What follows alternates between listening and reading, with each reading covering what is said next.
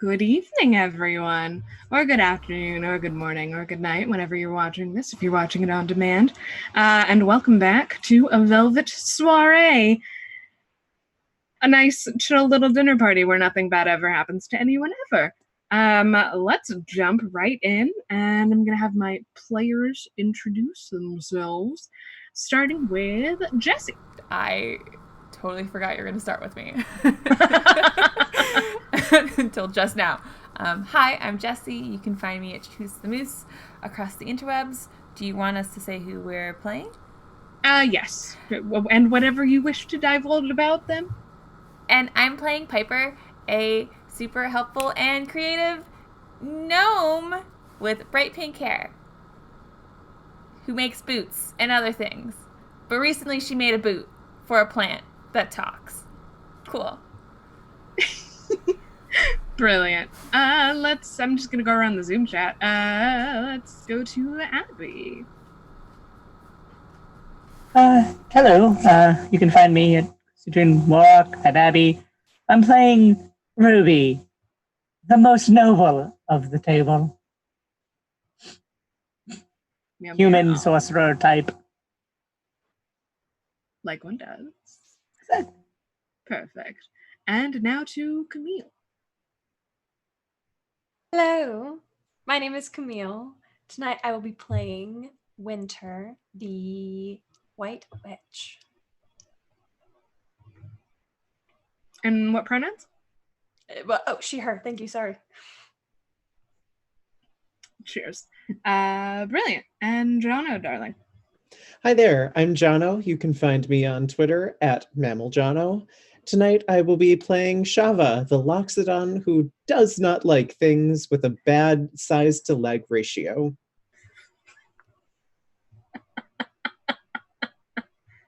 Sorry, that one got me. Fabulous. And last but certainly not least, the illustrious Anders. Hi, I'm Anders. You can find me at Anders_D_K on the internet. I use he, him pronouns, and tonight I will be playing Fenris Everdrop, the red tiefling on fire trash can of a person who totally remembers everyone's name. I promise he knows. Good. That's good that he remembers that. Those are not important things at all. And I'm Quinn. I'm Quintastic_ on the Twitterverse. I use she, her pronouns.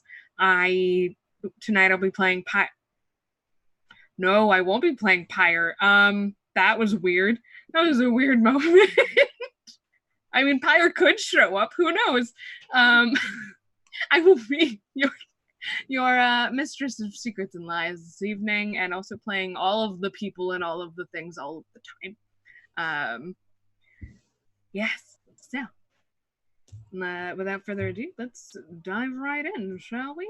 So, last session, our party, our kind of misfit ragtag almost party. I would say ragtag, but we have nobility in the party.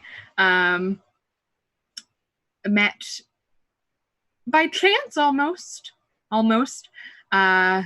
having each received a mysterious invitation to this party at the Windflower Estate, celebrating the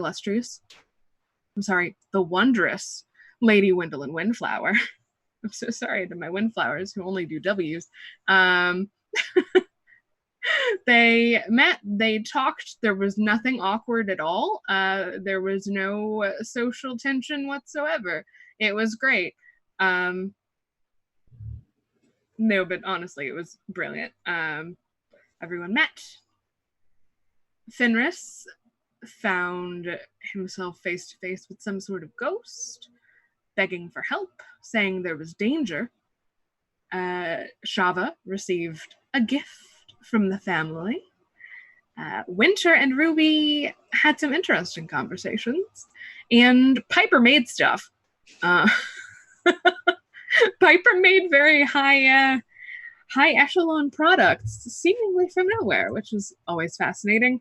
You met the least enthusiastic awakened shrub that you thought could exist, who mentioned something about guarding something in a storage closet or a utility closet even, which, nothing there. And then you also met the most enthusiastic awakened shrub, Wendy, who just wants to see the world.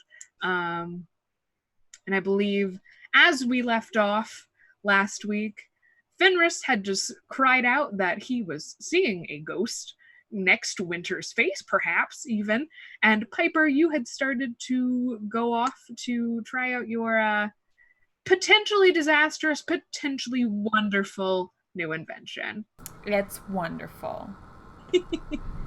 So let's pick right back up with Fenris. You've just told the party that there's a ghost. She won't stop asking for help, but she doesn't say anything else, so... Ghost, how fix, how make go away? Smart people at the table, ideas. I don't see anything. Of We course. don't either. Why would you see the ghost? Why would anyone other? Of course no one else sees the ghost. Pretend with your imaginations that you see a ghost. How do you make it go away, or at least tell you what it wants?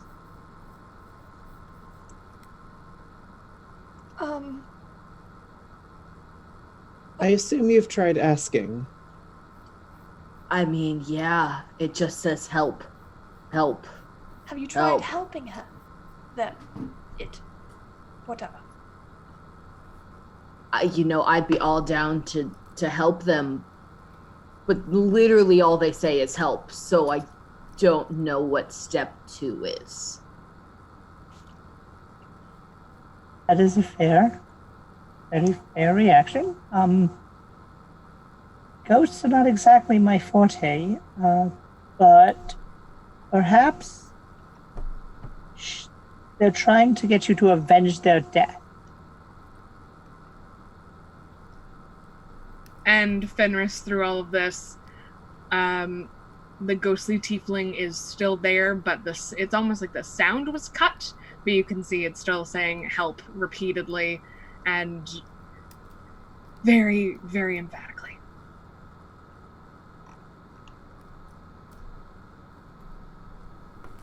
I mean, I guess I could punch someone for them, but I wouldn't know who. If you would like me to punch someone, float that in their direct, go to them, and we'll follow you. Ghost person. Are they listening? Are they listening? So, no, that's unfortunate. Her mouth kind of hangs open for a second, and then she vanishes entirely.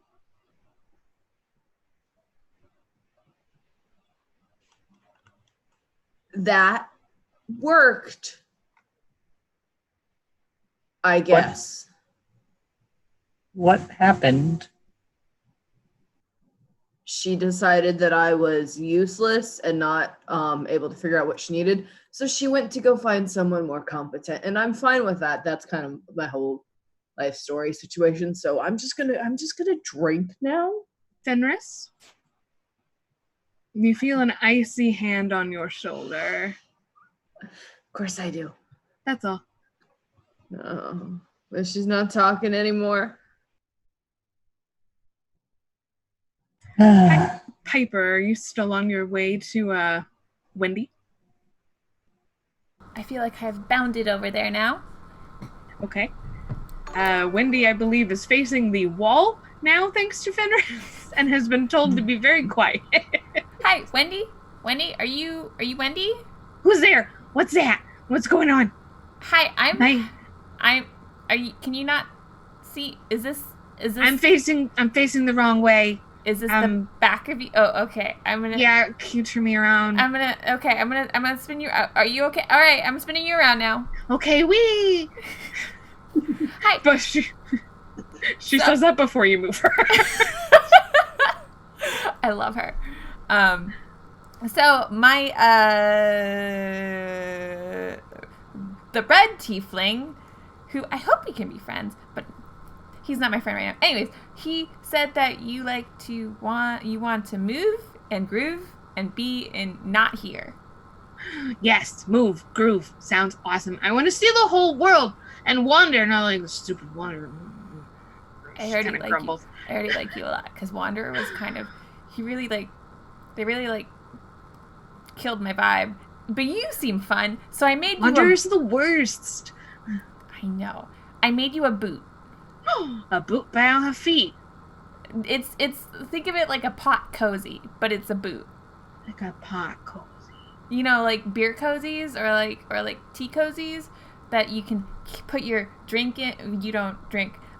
So humanoids have these things that you can put drinks in, and it keeps the drinks cold or warm, and they're cozy, so they're called cozies. And I made you one for a plant.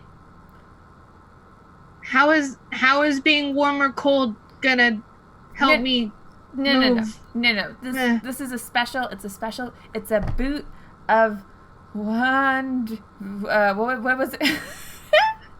Spring. It's on your sheet. It is on my sheet. I just need to go find it's it. like winding springy. Path. Winding path. It's technically boots of the winding path, but I only made you one because you don't have feet, and you're in a pot, so it's a boot, and hopefully it can help you move. That's so cool. How does it work? Put it on me. Let's do it. Okay, I put her in the boot. How would you like to do so, being that as a gnome, she's probably the size of you, if not larger? No, yes. She's a medium creature. And you are a small creature. So would you like to do it yourself? Would you like to try to enlist some help? I'm going to... Hey, Shava?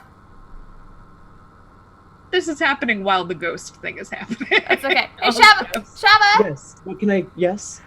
You guys seem really preoccupied, but I really, really need your help.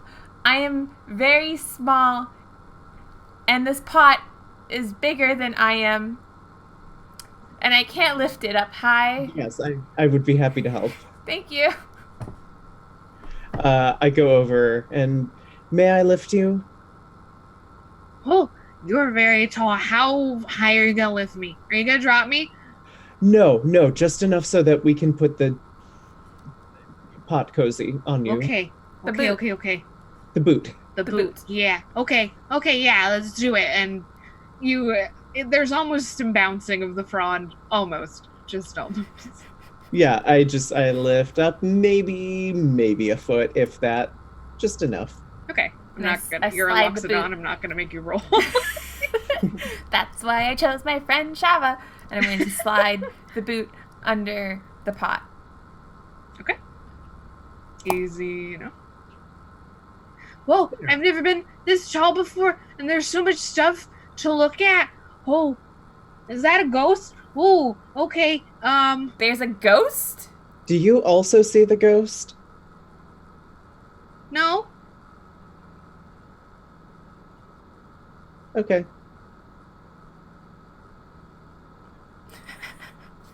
That was a weird thing to say from a plant that can see and talk and also see ghosts. But okay, let's do this. I don't know. Sometimes, like, when people are really pale, they kind of look like ghosts. Kind of like the DM right now. But, like, Wait. What's a DM? It doesn't matter. I hear that they talk too much. I'm gonna look at Shava like what? I'm not sure. Would you like to be taller, or shall I set you down? No. Can you put me down so I can do the thing? You said I can, how do I move? You need to put it down. So put her down so she can look at a place and go to that place. Certainly. I put her down facing the direction of our table. What do I do? You just look at a place that's up to 15 feet away, and What are feet? I don't these are have feet, those. and I'm going to like take big striding steps, like 15 steps away, and then I'm gonna go, these are feet. This is as far as you can go.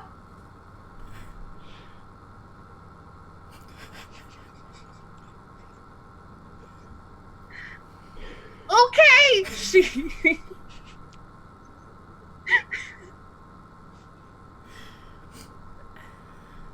Alright, so just from over there, look at where I'm at, or like in a circle that's roughly the same distance as me, and then think about going there. Okay. Okay, I'm gonna do it.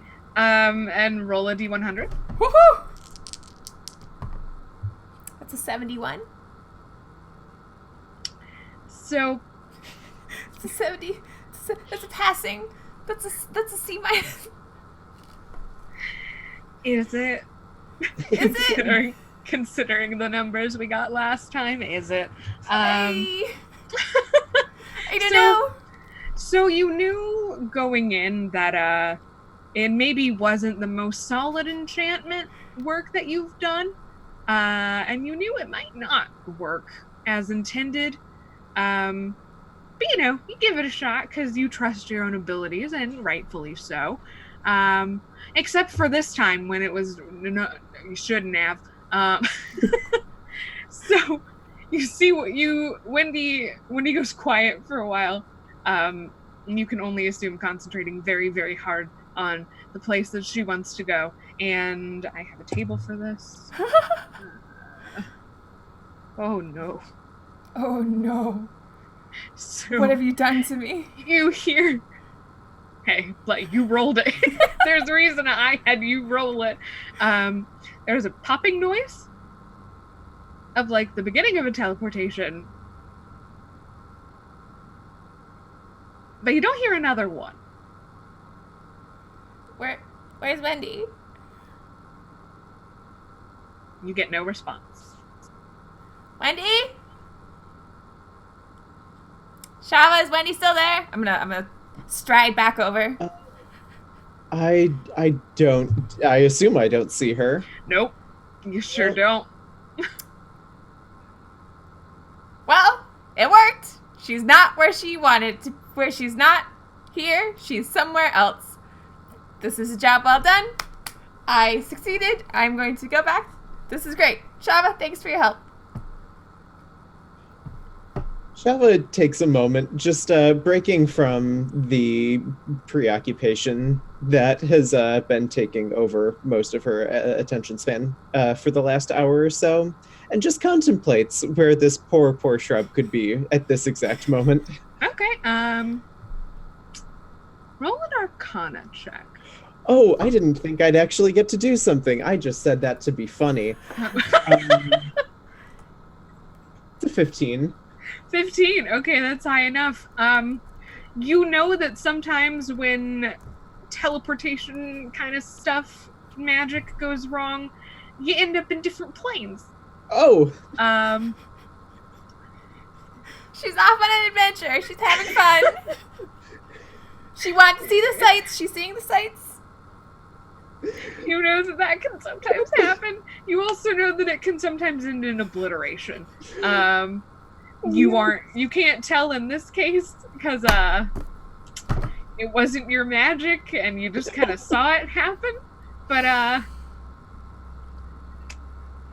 that's what you get from that. Yep. But so I would call that a nice distraction from from the other thing you've been thinking about very hard. Oh, wow. I might have obliterated a plant. Her name was Wendy. R.I.P. I mean, we don't know. Wendy, you know. the enlightened fern. So Wendy is who knows where.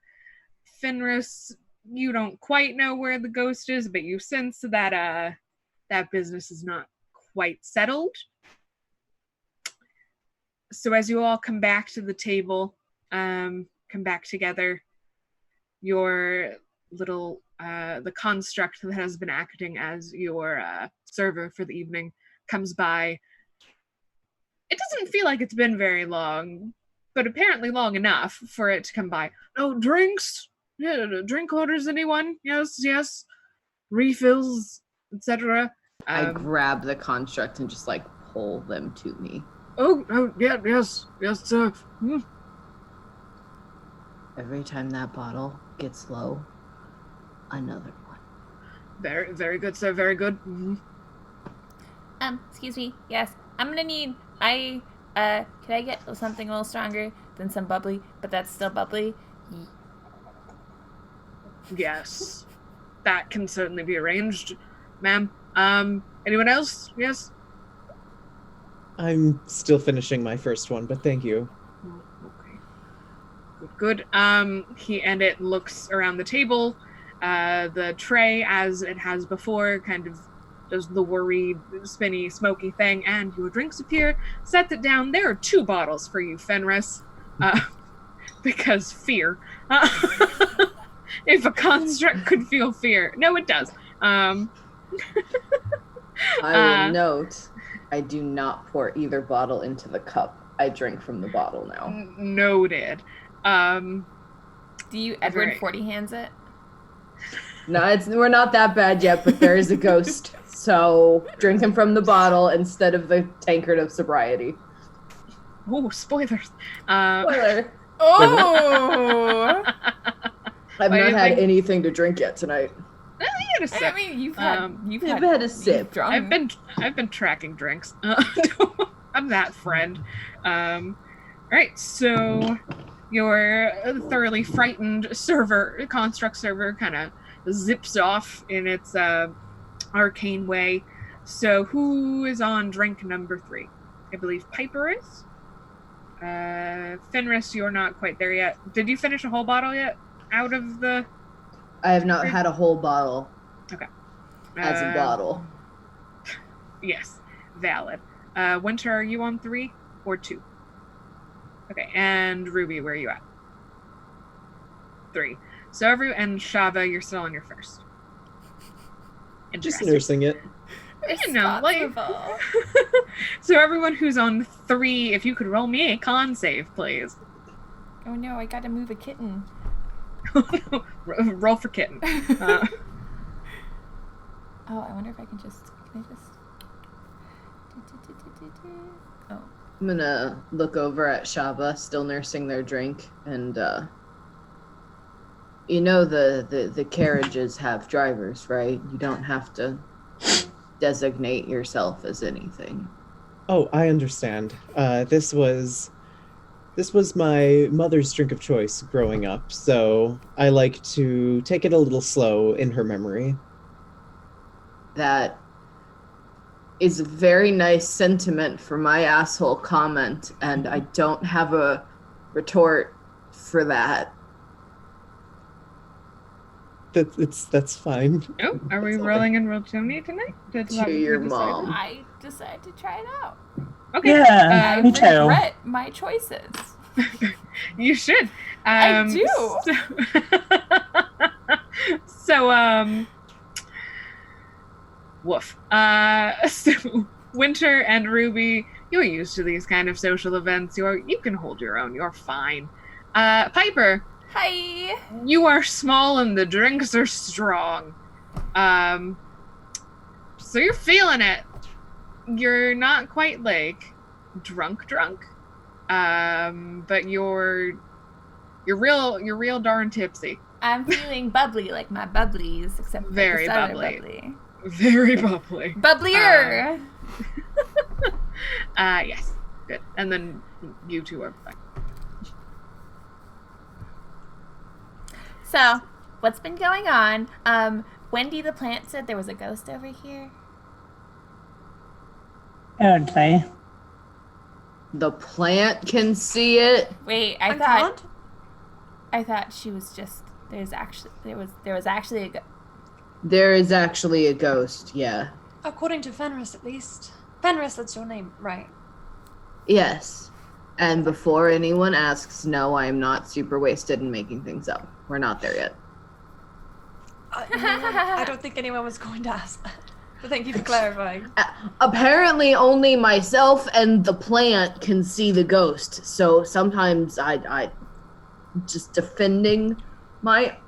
I believe. I don't want to say honor because I don't have any of that, but defending something. But certainly. But the I ghost. believe you. The ghost is gone, right? Is it gone? And with that, I take a big swig. I copy the action. I turn to Shava. Well, this is turning out to be quite the night. Yes, this was not quite what I was expecting when I received this invitation. What were you expecting? Funny you should ask. I don't know. Not this. Not this. Not ghosts. I know the Windflowers are a bit eccentric, but I didn't think ghosts were particularly their MO. You say they're eccentric. What do you mean by that? Just stories that you hear. In my time working with them, I met a couple of them, and you know what wealth does to people? It skews their perceptions ever so slightly. So, what is normal to a family as gifted as the Windflowers is less so to the rest of us.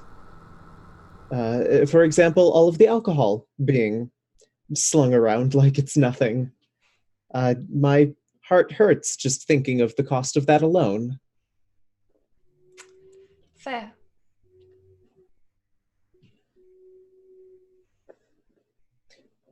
Winter, I'm sorry. I know we discussed this earlier, but it's on my mind. I'm happy to discuss anything you'd like. Well, seeing as how there is seemingly a ghost present, I suppose, given that you are the healer among us, you would be most likely to have that sort of connection to the otherworldly. But when we spoke earlier, you said you didn't feel particularly divinely connected one way or the other. Not to any particular deity, I suppose I should say. I should correct myself. My mother's very religious. And my father is as well. They raised me to have a reverence for the gods. They did not ask me for loyalty to any particular deity, though. It was more of I was expected to find who I resonated with, and I'm afraid I'm a bit of a disappointment in that regard. I have not found one yet, but they said that it would come, and I'm still holding out. I completely understand that. My father was a brilliant author who never managed to get published before he died. And it was always his beliefs that one day I would take up the pen and I would finish his story for him.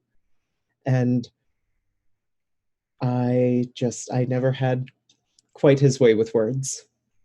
I'll place my hand on your arm and I'll say, that's a heavy burden to bear. Parents, they mean so well. And sometimes they forget that has its repercussion. Aye. Certainly. Thank you for sharing. You as well.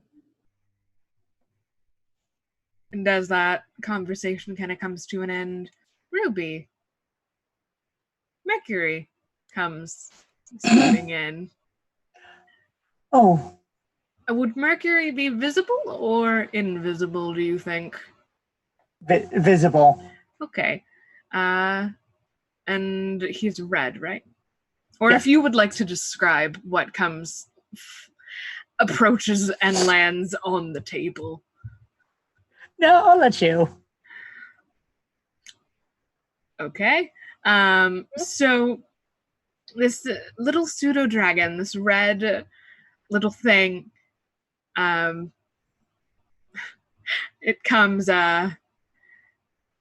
it has this really large red rose in its mouth. For some reason, not in its talons, in its mouth. So it's flying a little off kilter. But it kind of does like a loop looking for you, and then eventually it kind of comes to light, skids onto your shoulder, but manages to land on the table. Not the most graceful entrance, not the most graceful pseudo dragon. All of you probably would not recognize that it's pseudo dragon. It's just a very small looking dragon-esque creature, and it kind of drops the rose in front of you. Excellent. Who is this from?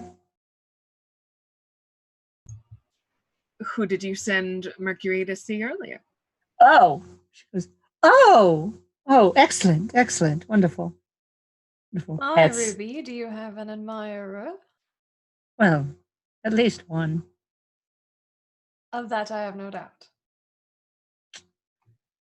Yes, just picks up the pseudo dragon like one would a cat and just goes, okay. Get on the shoulder. Who's your friend? This is Mercury, my familiar. Well met, Mercury. They're beautiful. Very. And so well trained. Usually. Piper has this like glint in her eye anytime Mercury moves, like she is figuring out how the bones and the flying and the skeletal structure works and how she could replicate that in pipes and mechanics. Trying to start a staring contest with Mercury. Does Mercury consent? 100%. This is Mercury. That is a vain little thing. All right, staring contest. Roll intimidation, Fenris. Okay.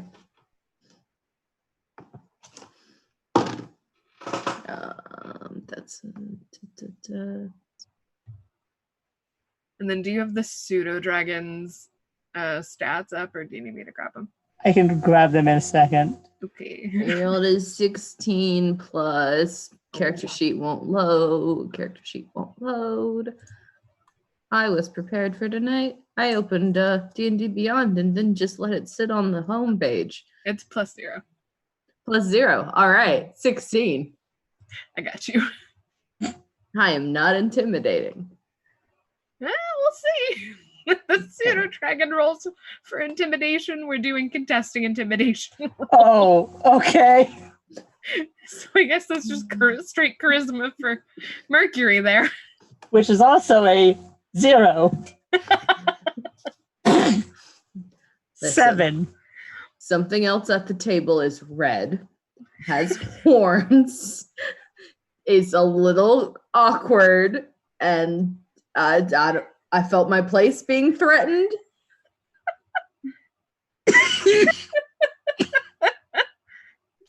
So, Fenris, you lock eyes with this pseudo dragon, not to be bested. And this pseudo dragon is ready to take you on.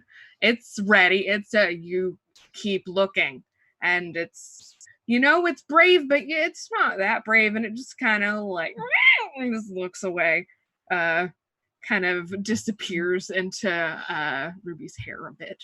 Oh, now I feel bad. It's okay.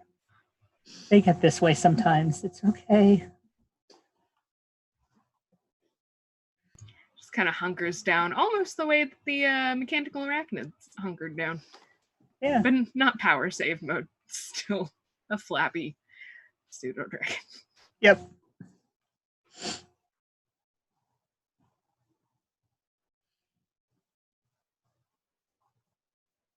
I think it's at about this time that Shava finally finishes her first drink. The way one does when things get a little quiet. Yep. Piper is kind of bouncing in her seat. I'm feeling a little antsy. I kind of want to walk around. Do you think that'd be okay? I want to, maybe, yeah. I'm going to walk around. I want to walk around. Bye. I'm going to walk around. Yes? Do you want to come with me? Be safe. Yeah, I'm gonna come with you. Okay. Be careful. We're gonna go play outside. Bye. Bye. Be safe. Don't talk to any strangers I'm or going take to. their candy. Ugh. But if the candy's Exactly. good, can I help you? No. Isn't talking to strangers the entire purpose of a dinner party? You're all strangers. Yeah, and I'm going to go see if there's any interesting strangers that maybe I could sell wares to, or interesting nooks. I don't know. Whichever comes first. Now, Just don't take candy. okay, I won't take candy. I am not a child. I'll have you know. Exactly. But thank you for your uncalled for advice. Okay, bye! I meant Fenris. Oh, yeah, that could be a serious issue. Fenris, don't take candy. I put some candy out of my pocket back on a table. Where did you get the candy? I'm not gonna talk about it. I'm gonna take one candy. Okay, bye! Oh, All right. So where do you two head? You've got to the left. Hello. That's Wendy in another place.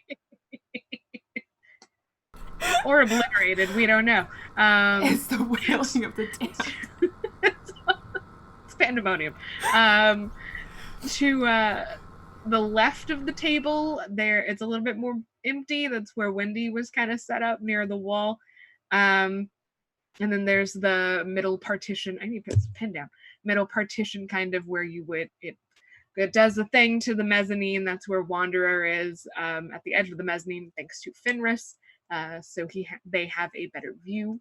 And then there are two staircases, but there are also tables. The mezzanine extends past you have 60 feet of dark vision, past your vision. And there are other tables who've been kind of, quietly milling about and talking in the same way that you have. Probably not about ghosts, you can imagine, but possibly.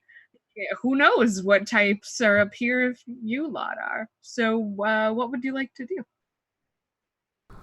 I want to, unless Fenris wants to go somewhere, if Fenris is just tagging along, I want to head towards the stairs, but also kind of just like meander through the tables and see if I can overhear any conversations and see if there's anyone that looks interesting. See if anyone is complaining about something that they need, and I could swoop in there and be like, "Hi, I heard you needed something, and I've got just the thing for you." Okay, so Piper starts to wander towards the other tables, kind of wobbly. Are you bringing all of your stuff? I have a bag of holding. I put it all in the bag of holding. Okay. I did Okay. Okay, I wasn't sure what that was, to be honest. Good to know. Fenris, are you following or doing your own thing? I am following and keeping an eye on. At some point, I swipe a drink from someone else's table with my tail. Does anyone have food yet? Is this one of those situations where they've slowly started giving people food and they just haven't gotten to our table? I want to look for food. Okay. Roll sleight of tail for that drink. I mean, I'm not trying to not get caught taking it. I'm just taking it. Oh, I know. That'd be an 8.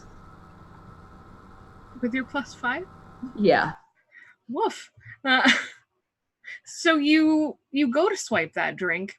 You do obtain the drink, but you also slap someone in the face a little bit, as you do, and you hear, "Hey!" And the face of a tiefling with very large horns, kind of familiar looking, turns to look at you.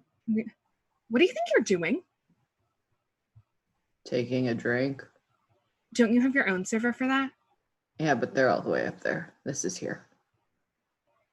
Okay, well, that's mine. Why do you look familiar? Do I know you?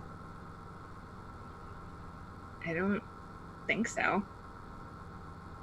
What do you just, and you can tell she's much more dressed up for the occasion than you are. Maybe a little, where you are try less, she is try hard. You can, even you, just with your life experience, you can tell that the gems are all fake. She's kind of tacky, even for somewhere like this. She's trying to put on a show. She's trying to impress someone. I can't imagine why someone like you would look familiar to me, frankly. Well, no, that's just rude. I'm going to bounce in and go, "Hi, I'm Piper." Hello. That's Piper. That is Piper. Yeah. Hi. And you are Thief. Did you steal from her? Borrowed with no intention of returning. I finished the drink.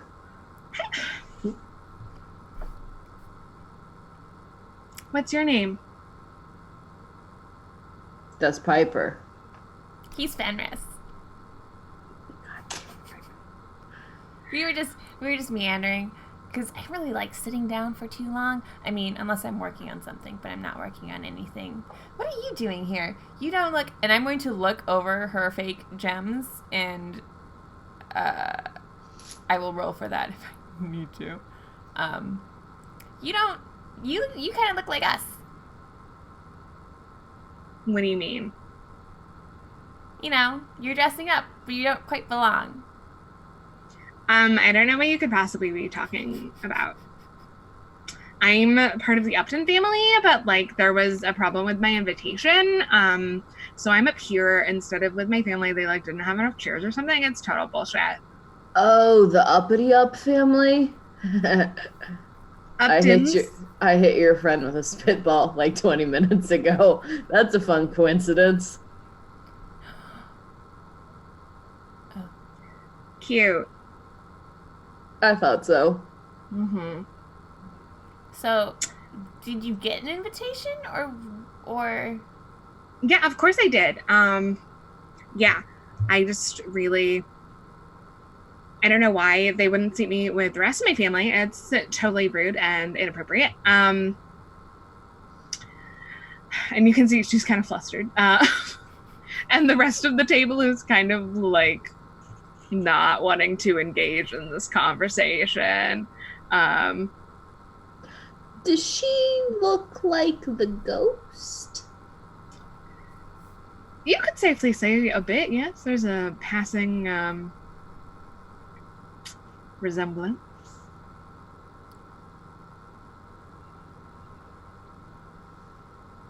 I'm going to peer around her and just be like, "Hi, I'm Piper." So the rest of the table.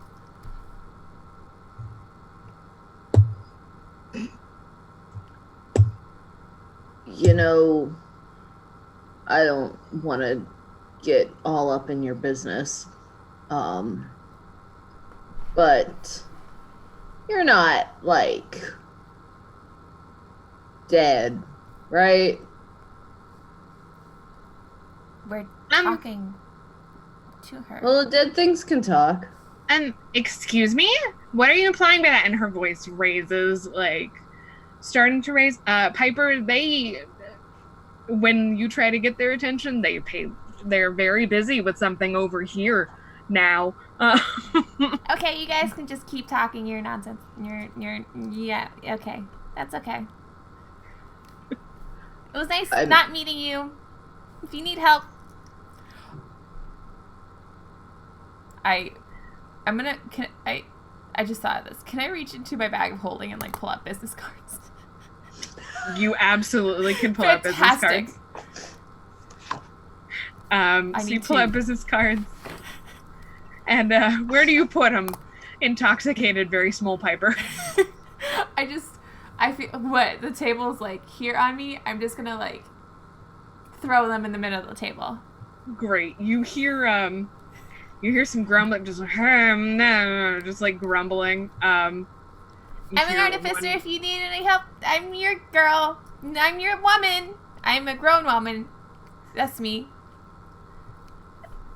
Meanwhile, this tiefling girl that you have asked if she is dead is escalating this conversation. What do you mean, am I dead? Are you an assassin? Are you here? I am one of the Uptons. I don't feel safe here. And just like is escalating. But I do it with my tail, just like tail to the lips. She's blue. She blushes a purple.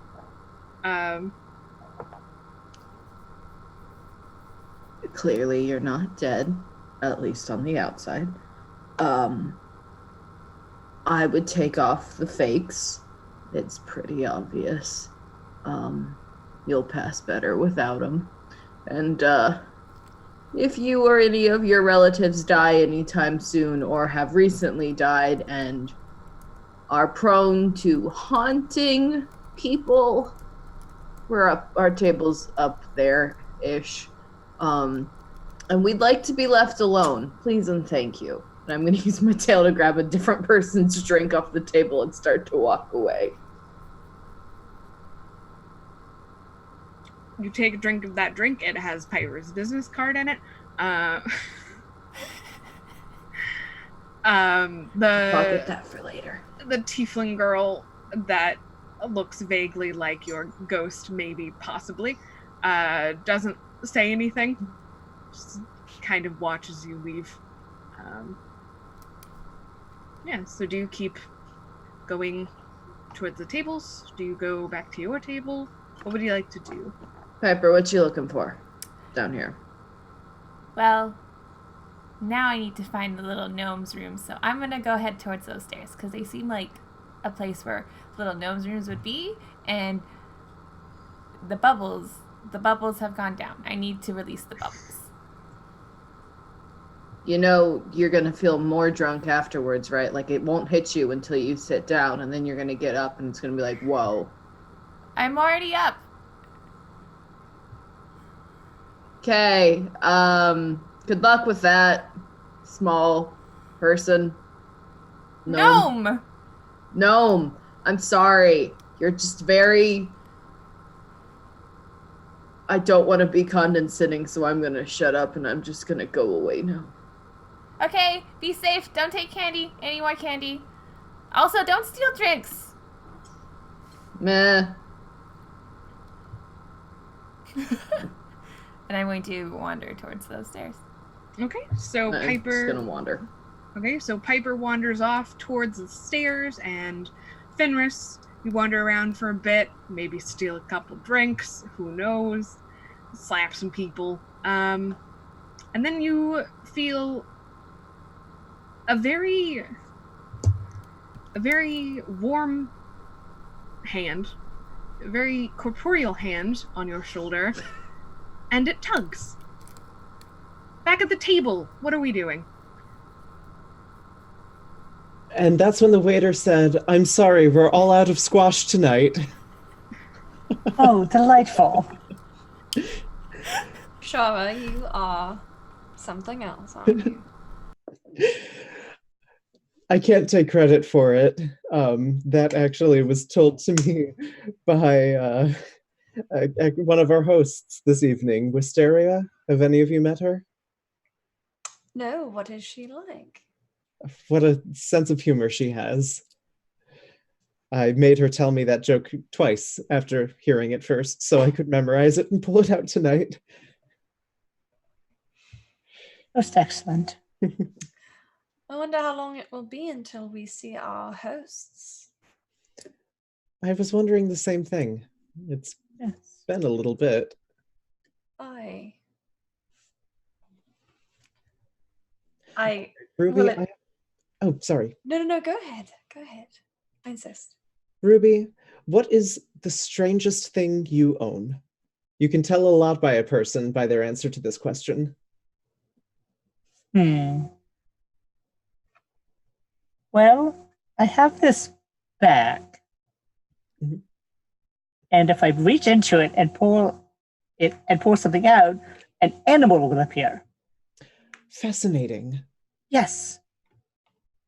It might not be I don't know if it's the strangest thing. There also might be the bone of a dragon somewhere in my room. Wow. Maybe. Maybe. I don't remember precisely. It's been a while. But other than the animal bag, I think the dragon bone, which may or may not be existent. Interesting. Yes. I do wonder how one might lose a dragon bone or not quite have a dragon bone, but I think it's under my bed.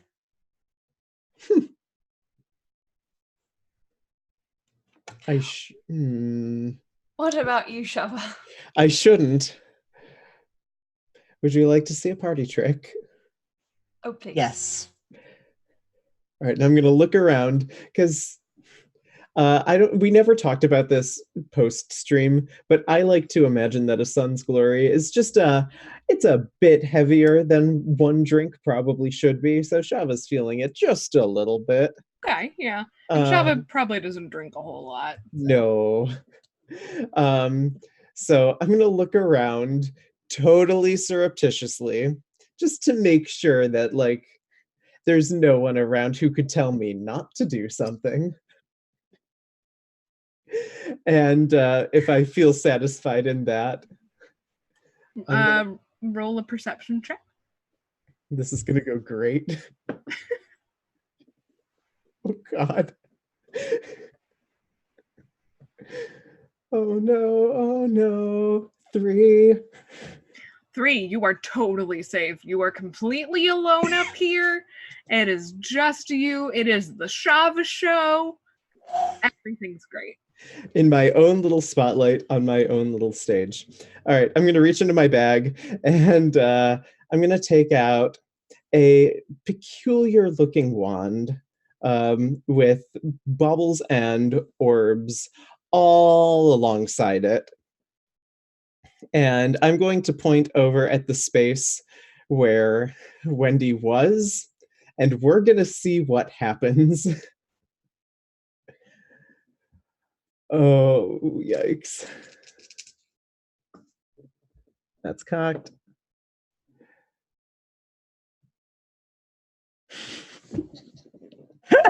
God, I sure was hoping this wouldn't happen. All right, so I point over at the space where Wendy was. I go, oh, how do I make this thing? Whoop! And just a lightning bolt zaps out of it and scorches the tile where Wendy once rested. Oh my.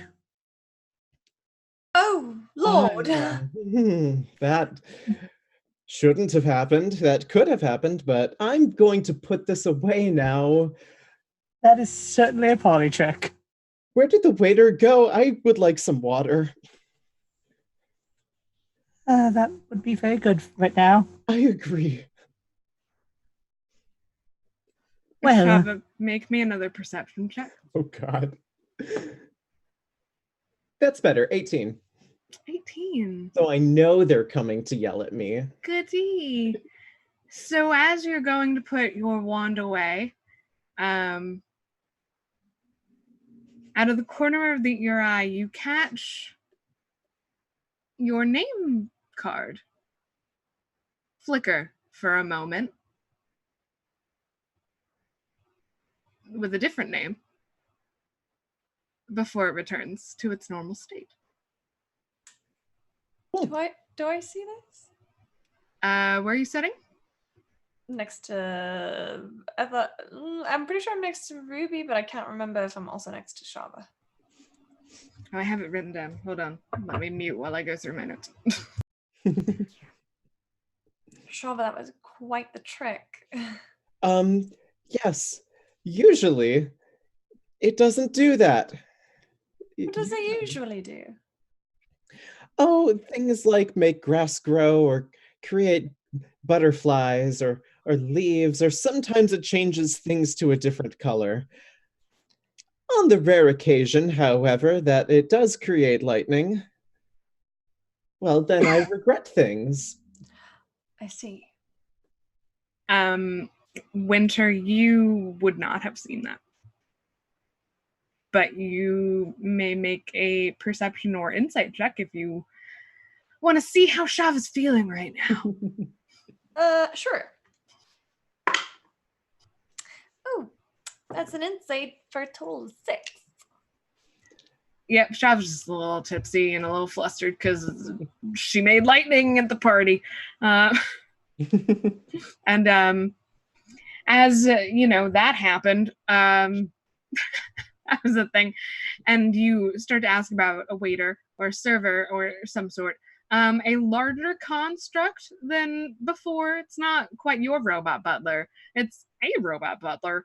It's bigger than before. And kind of comes over your way. It doesn't have a tray. Noted.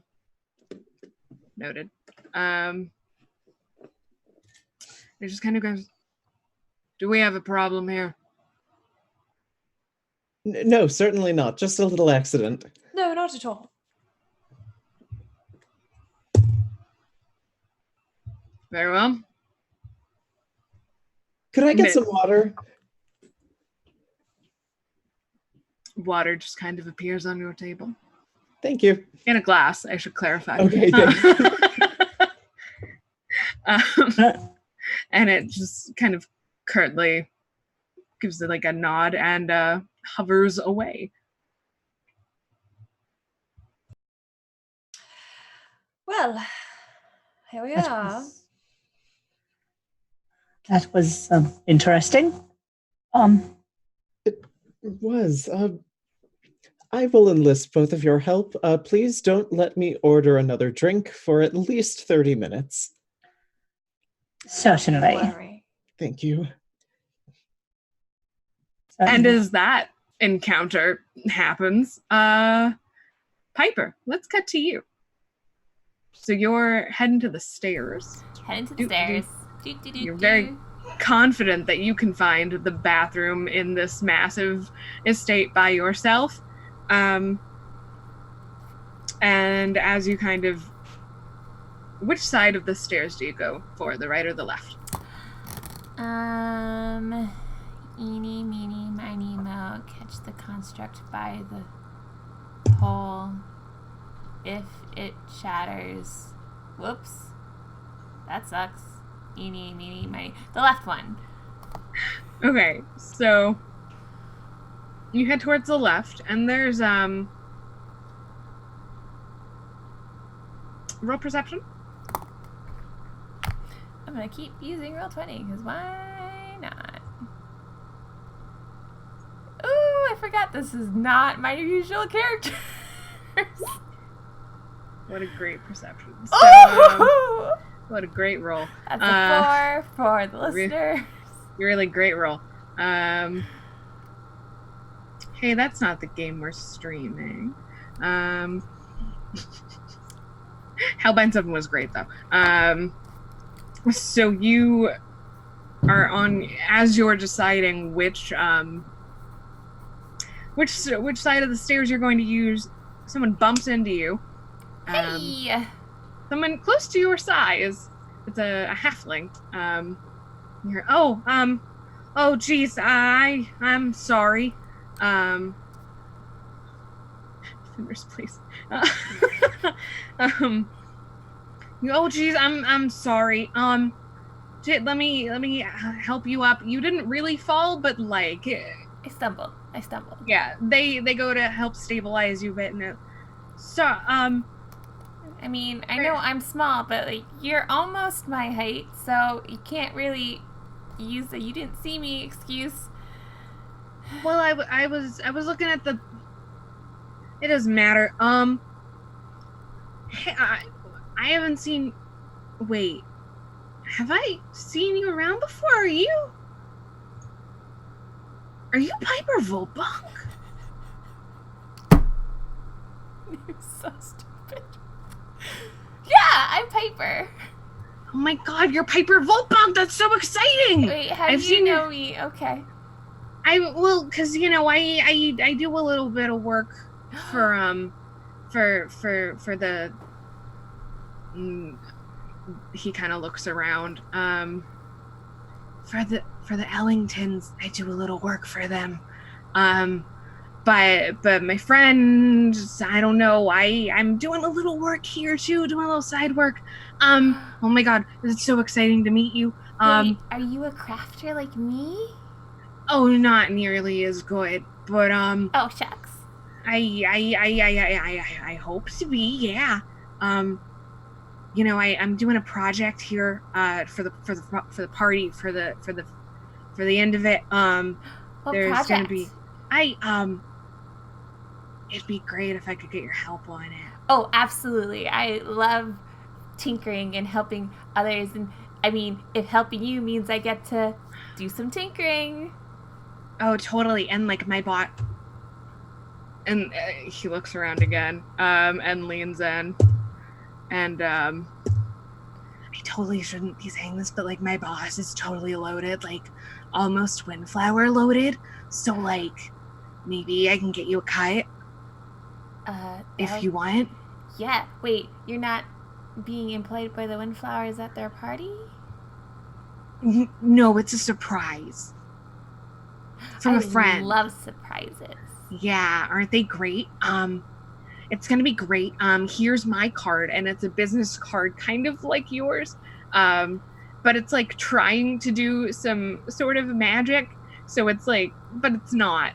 It's not arcane at all. It's just kind of like, it's of like almost a failed prestidigitation spell. Just kind of changes colors every now and then. I give them my business card. Oh, we can do a business card trade. This is so much fun. And I, while I was off screen, came up with what my business card says. Great. What does it say? It is a metal business card that has a gear on the corner that you can like spin. Because it's fancy like that. It's also like a fidget spinner. And on it, engraved on it, it says, Piper's Peculiar Products. For all your magical and non-magical needs, all products are custom made by loving hands. Please go to the Please go to the blank workshop on blank street. So I assume it's very small font. Yes. I mean, I hold it and it's like this for me. It's like, oh, it's like comically large. Okay. It's like comically large for me because I understand I am comically small. Goody. Yeah, this halflings is like your standard IRL business card size. It just is fancy. And you pull out yours and he's like, whoa, that's so cool. You have to impress your clients by giving them cool business cards to remember you by. You're totally right. Mine is not that great yet. I mean, yours is it has pretty colors. And I'm working on stuff, I'm kind of newer to this. I'm kind of surprised I got this gig. It's like a kind of a big deal. But, and then you hear in the back of your head, his voice, do you know how to do this spell? Can I do an arcane roll? What spell is it? Sure. I refuse to roll. I was about to say, roll 20 is not kind to you. No! Screw roll 20. I'm never going... Screw roll 20. 18 plus 8 is 26? It's message. Okay. very easily. I don't know if you know it or not. I would need to go. I don't think I know it. I don't think it's in my list of spells. Oh, Okay. you're like, oh, it's message. I know message, but I do this instead. And I quickly reach into my bag of holding and I pull out one of my like mini little tinker animals, or tinker creatures, and this time it's a platypus looking thing because why not? And I imbue it with a 6-second long recorded message. What does it say? It says, hi, I'm a platypus and I'm super cute.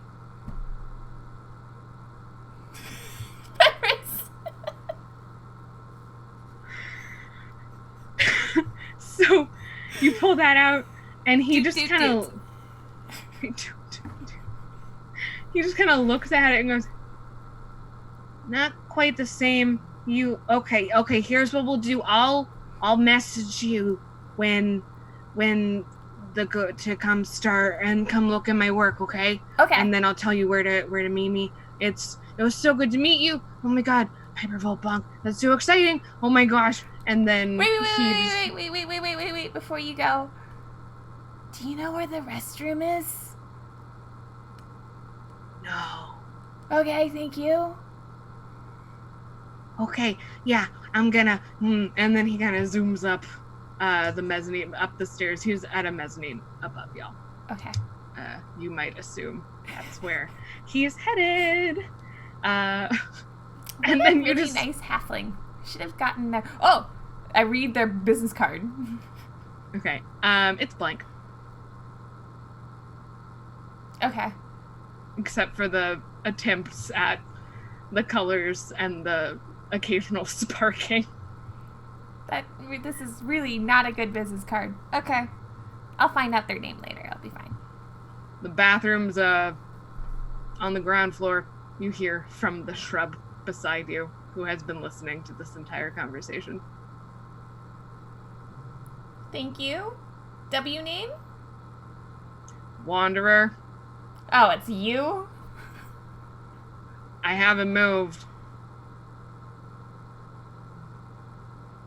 You haven't moved? But weren't you over?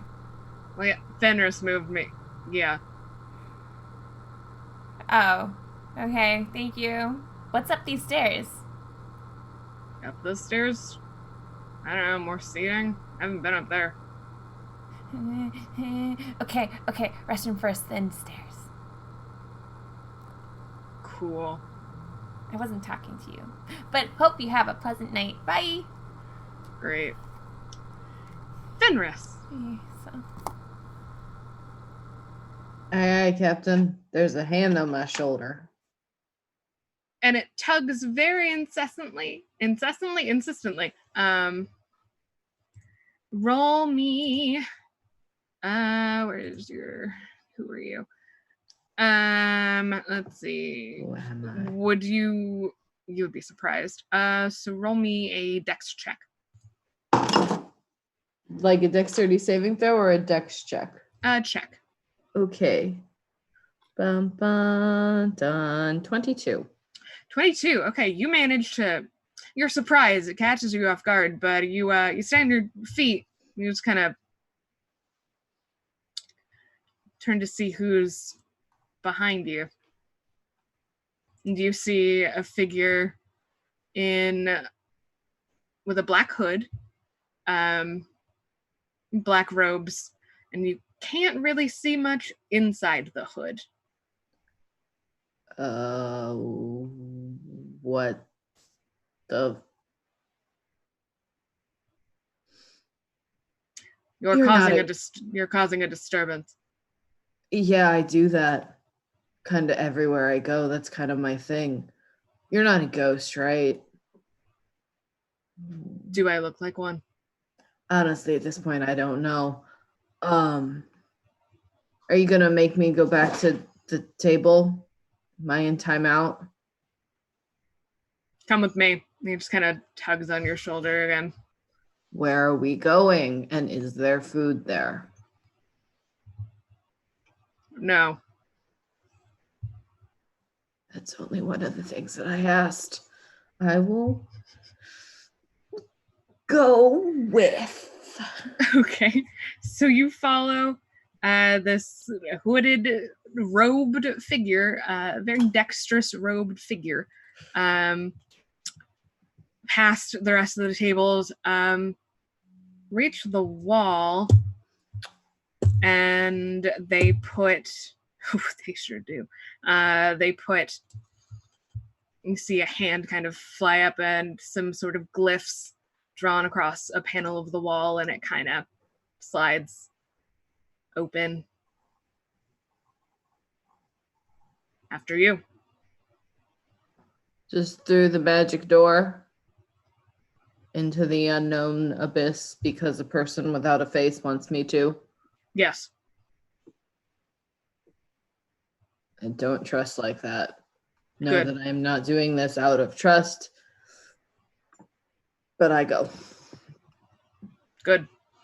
And they kind of slide in after you when you hear the lightest of clunks as it, whatever panel, door, whatever, has closed behind you. Walk. It's very dark here. Magically dark, you might say. Can you see through magical darkness? I don't think so. Just regular, mundane darkness. This is advanced darkness. No, I'm not good at that. All right, so roll me. Let's see. So you can't see. What would you be doing to would you do anything to compensate for that, or what would you do in that situation? Did I get any glimpse of this space while the door was open, or was it just like into darkness, solid darkness? Roll perception. 13. You got nothing. Just darkness. Do you mind if I take I'm just gonna take off my cloak jacket thing. Mm-hmm. And I'm just gonna stretch out my arms. Excuse me, those are my arms and also my wings, which have a much longer span than my arms, and see if I can feel the walls or anything in the magical darkness. You can't. Well, fuck, this is a big room. Nice wings. Of course you can fucking see it. I'm gonna put my shirt back on. I don't want you staring. You're not staring, it's just there. Just gonna fold the wings back up in the cloak and hold it closely shut, even though that's not a thing and modesty doesn't exist in Fenris's mind. That's true. You don't need to walk. I just wanted to see if you were, with us. I am physically with you, yes. So you weren't hired for the evening? By who? Security.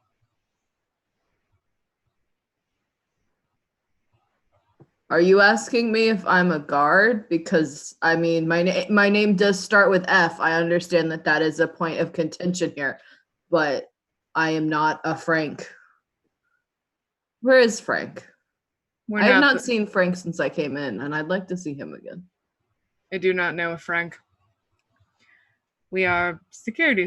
I assumed that you were one of us, and there's kind of a snapping sound, and the magical darkness goes away, and you are in a very wide but very shallow kind of, not corridor, but weird storage closet kind of transient space. And you can get a better look at this figure now. Fenris reminded me, were you professionally trained with your school, or are you self-trained? That depends. I'm self-trained, but at some point I was good enough that people paid money to make me better, but not like in a school or anything. Okay. Now that it's still dim light, but the hood kind of comes back a bit, and you see half elf. You see the little, well, what you can assume by the silhouette, and it's a half elf. It doesn't matter. You see a half elf mask figure, kind of giving you a look up and down, very pale, dark shadows around the eyes. It's like a weird, freaky job interview.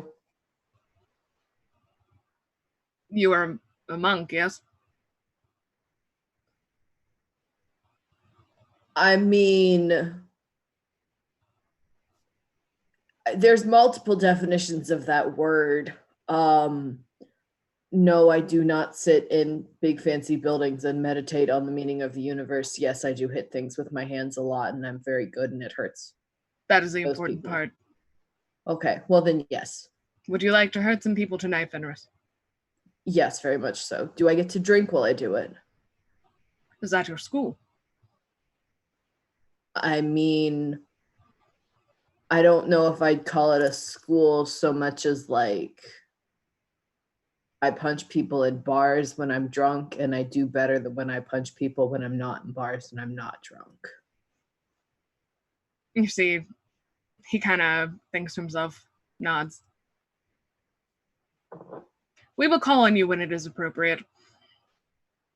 Does this pay? Because if this is like a job thing, we need to talk income, because I'm not going to moonlight and get my other job like in trouble.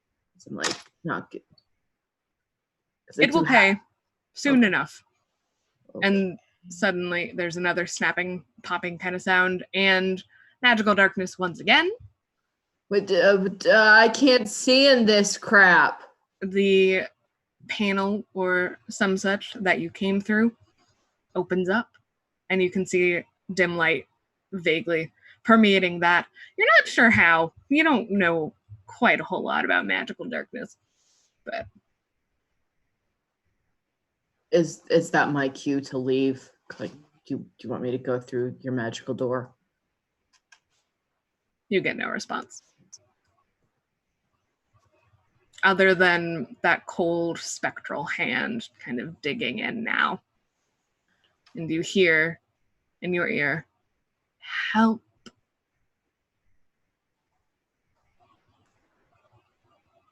All right, I'm going to walk out through the panel.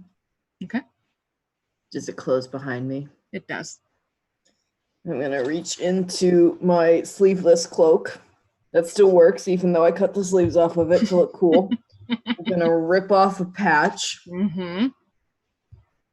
and stick it on the wall where the panel was. And it makes a door. An iron door appears. I'm going to open it. Do I see magical darkness room? You don't see a room. What do I see?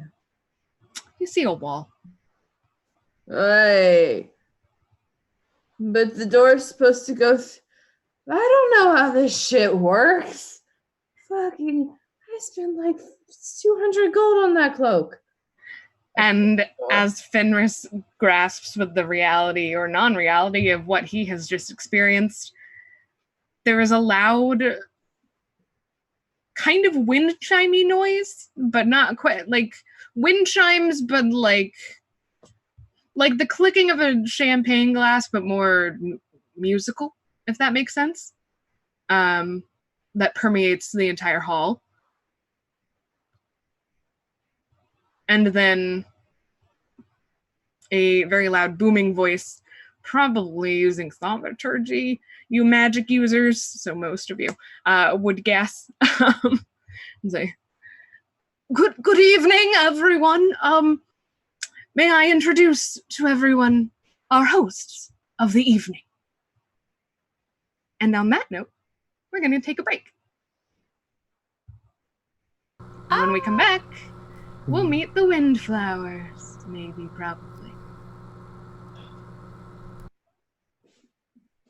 Yay!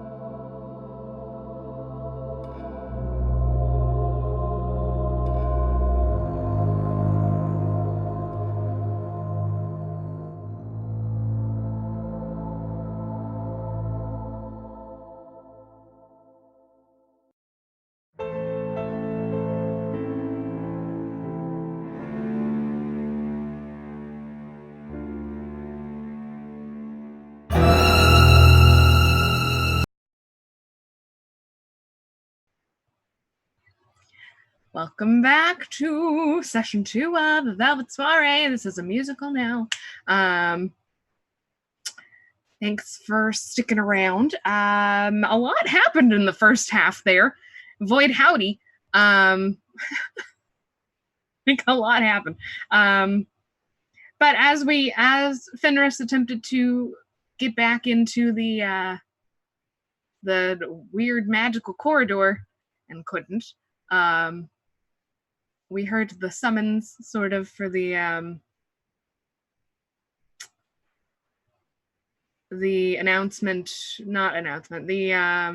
introductions of the hosts of the party, the Wondrous Windflowers. Fenris and Piper.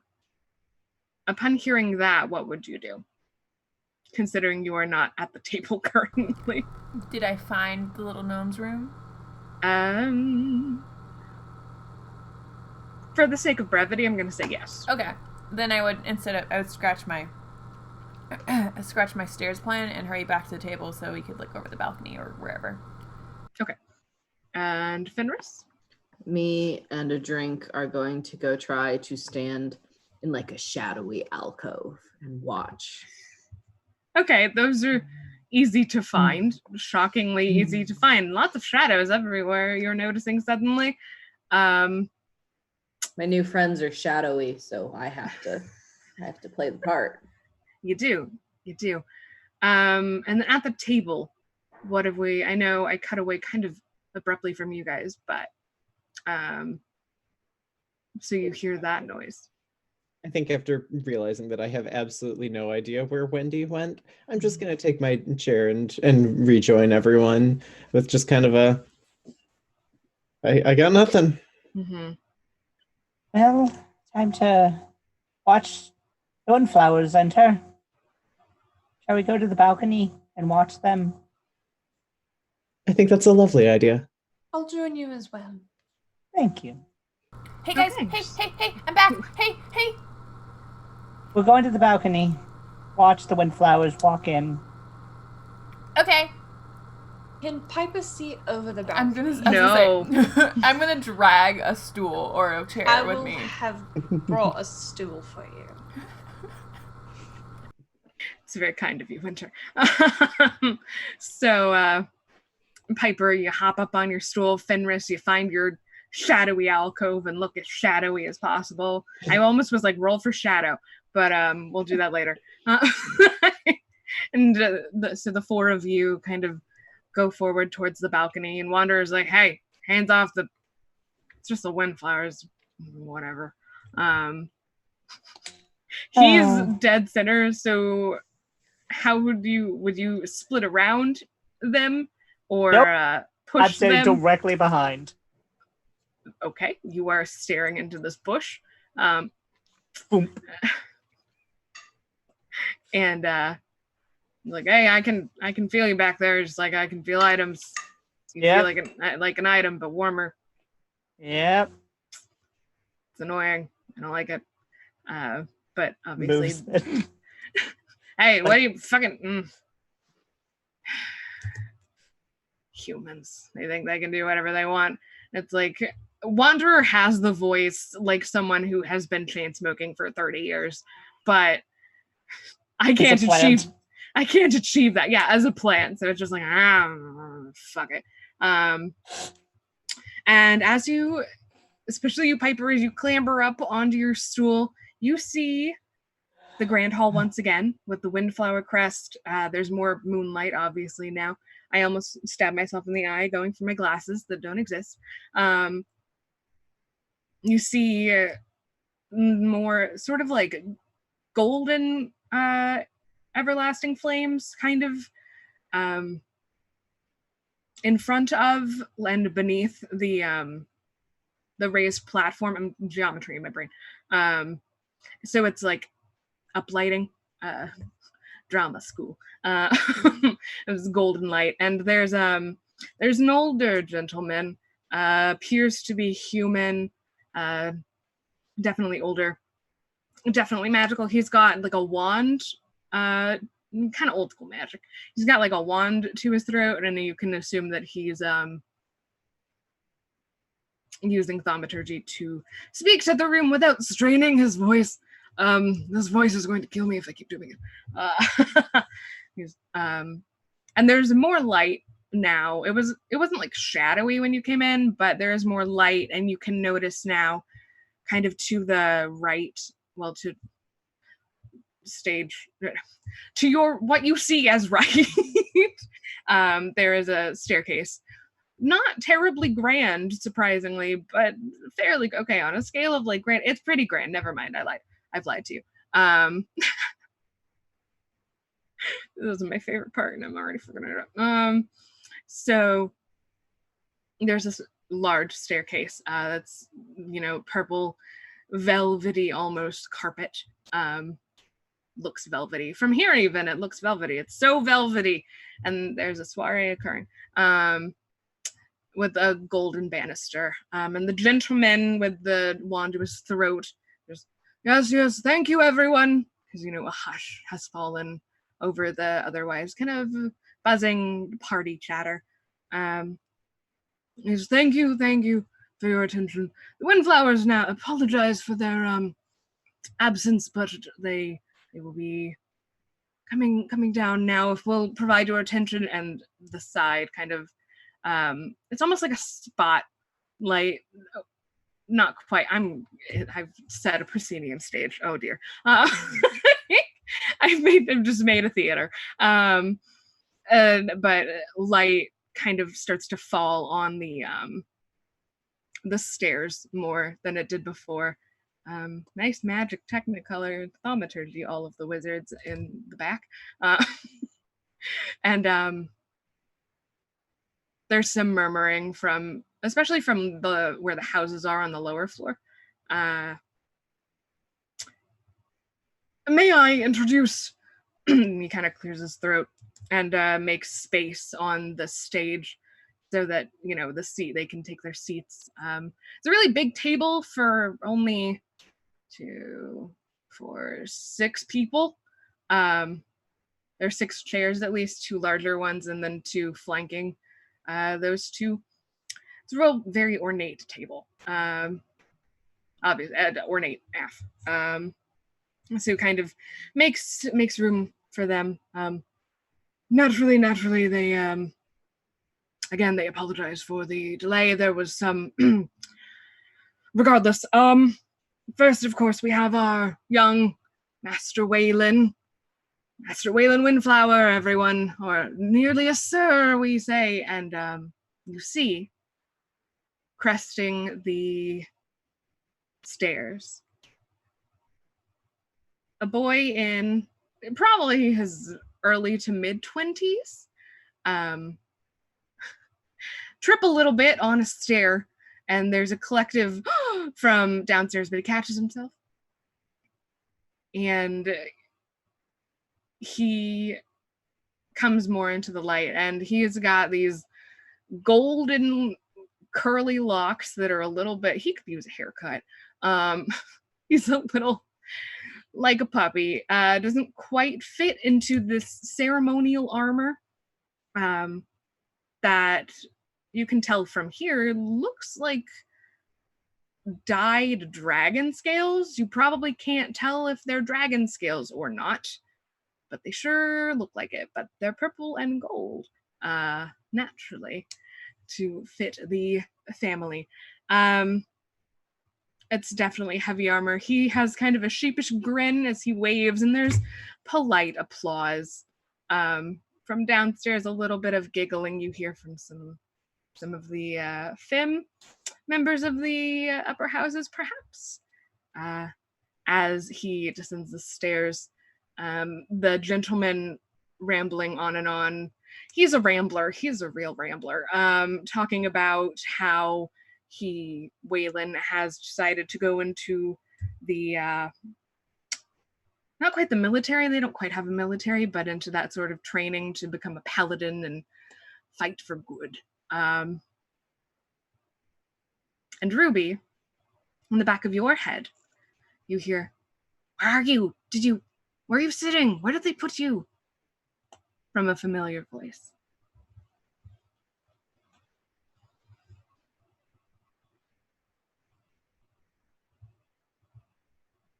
Do you reply? You're muted. Yeah, you're muted. The top, darling, the top. Why would they put you at the top? That doesn't make any sense. Your family hates mine. Yeah, but and you kind of see him almost start to shrug and then catch himself and then kind of tries to puff out his chest, and it's just cute because he just is a puppy. He just looks like a golden retriever. I love that mess of a boy. And he goes to the far end of the table. The next. And we have, yes, everyone will know from his returned at last from his studies abroad, the young master Walter Windflower, and there is much less enthusiastic polite applause as a very average looking half elf crests the stairs. Very average looking, even for like such a nice event, kind of average looking robes, kind of wizardy robes, if you had to describe them. Just like, and they're kind of black, gray, grayed out. Some filigree on them. You can tell they're a little bit old, and they don't quite fit. They're a little small for poor Sir Mr. Lord. That's what you call him, Lord Walter, as he kind of trudges down the stairs. There are no femme woos or mask woos. There are just no woos. There's just kind of an awkward silence as Walter Windflower walks over to Waylon to take his seat and just kind of stand next to it, and Waylon kind of nudges him like Waylon is of course hamming it up with the way he does a princess wave, of course. Walter just kind of goes for the drink that's already set for him. The old man kind of clears his throat. And of course, next we have the incomparable, the inseparable, if you will, the infamous or famous, I should say. And there's laughter from mostly from one side of the Upton side of the houses downstairs. Wonder what that's about. The twins, Wisteria and Winter Windflower. And Winter, I will say, some people who had been eavesdropping on you earlier kind of give you a look like with your 17 you would be aware of some eyes on you from the back. And you see a pair of alleged twins. They look very similar, but also extremely different. Shava, I think you're the only one who would know the difference between them at this point in time. One of them, I'm not going to be coy. The one you can know, you would have no means of knowing who is who. One of the twins has long cascading black hair past her waist, one side shaved, and you can see her black hair is glimmering with gold, some sort of gold jewelry, you'd assume. And she's in, and this surprises you, Shava, she's in a very elegant dress. You have never seen this individual in a dress before. Mm-mm. She does not look, only Shava would notice this, she does not look terribly comfortable. You can't imagine she's terribly comfortable in this dress. It's very form-fitting for her, and she is very slender, but also very bosom. And it's this white dress with sort of purple and gold filigree and hems with the flowing sleeves. It's very elegant. It's very unlike her. And then, of course, there is the other twin, who has, you can tell, a lot of blonde hair, and it's kind of, right now, it's piled into this impossibly large, like, updo bun that somehow seems to work and fit for her. It almost looks vaguely in the shape of the crest, that flower shape, but like laid down, not quite as up. And there are curls that kind of cascade down, and from most of the curls there are different charms and such that catch the light just such, that are, golds and whites. And her robes are a dark, deep purple to kind of contrast her twin. They contrast in almost every way possible. And she's just grinning, whereas the other one is kind of, polite smile. Like, yes, we're at a party for Mother. Goody. And I'm going to give you this detail even from this far away. You probably can't see it. But one of the twins has a blue eye and a green eye. And then one of the twins has a green eye and a blue eye. So there's a lot of applause for them, even from people up there. Fenris, you would see probably the tiefling girl from before grow very excited at the presence of these twins, Wisteria and Winter with a Y. Fun fact, written before Winter with an I came around. And there's quite a lot of applause for them. I join. Okay. Wanderer just kind of goes, why is everyone so excited about them? They're the worst, right? Agree to disagree. I agree. Can I turn Wanderer away? Wanderer is larger than you, but you can certainly try. I'm just gonna grumbling under my breath. I am so sick of your nasty attitude. It's not positive at all. Hey, you don't know anything that's going around. And just here. Try and haul them to face the other direction. Okay, give me athletics.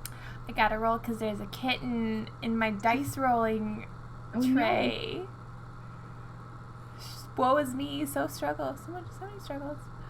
What was it, athletic? Yes.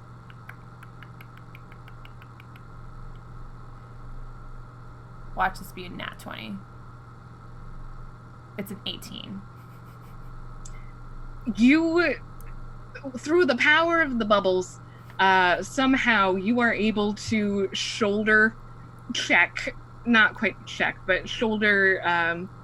Wanderer's pot, and he slowly starts turning. He's like, what the fuck do you think you're doing? I am sick of your rotten attitude. Can we just look at the beautiful people? They're not that beautiful. I've definitely seen more beautiful people in my hate. And he's now like this way. Good. As opposed to facing front. I still know what they look like. If there's like a solid wall anywhere or something that is not so where you are, incredibly boring to look at, I want him to face it. I want it to face him. Okay. You find the most boring spot possible. Perfect. And it's almost like you can feel it wanting a cigarette. Can I? Yes, probably. Magical, unexplained twin power. Tell which of the two twins is the Fenris and which one's the other twin? You absolutely can. The closest to Fenris is the blonde one. The equivalent, obviously, it's different. And that's blonde one, me. Other one, brother. Got it. Yes. It's important. You have to know which twin is which. It's with them. You can certainly tell. And then they kind of take the 2 seats flanking. Did I say Walter went to go with Waylon? He didn't. I lied. Walter went to the seat closest.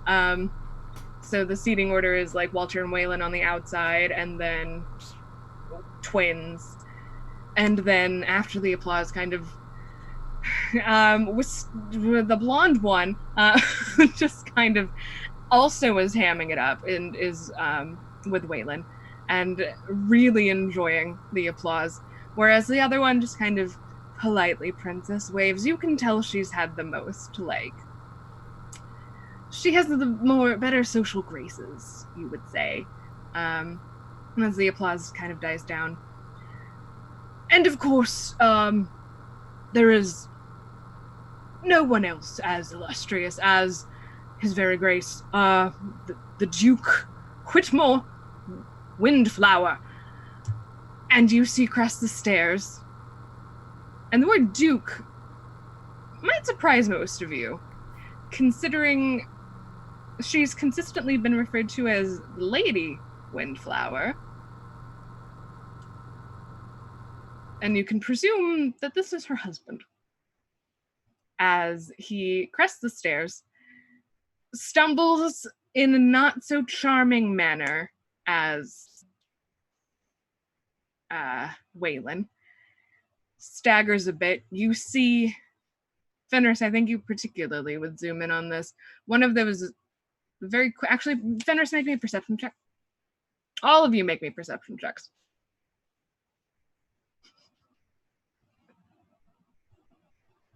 12. Okay. 6. 8.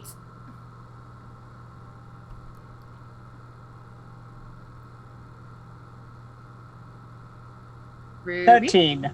13. And Fenris? You're muted. Fuck. 17. 17. Okay, so you do see this. So, actually, Fenris, you're the only one who sees this. This worked out perfectly for me. You see one of those black hooded figures, very familiar from, 5 minutes ago, kind of dart out and steady the staggering half-elf man that you can assume is the Duke.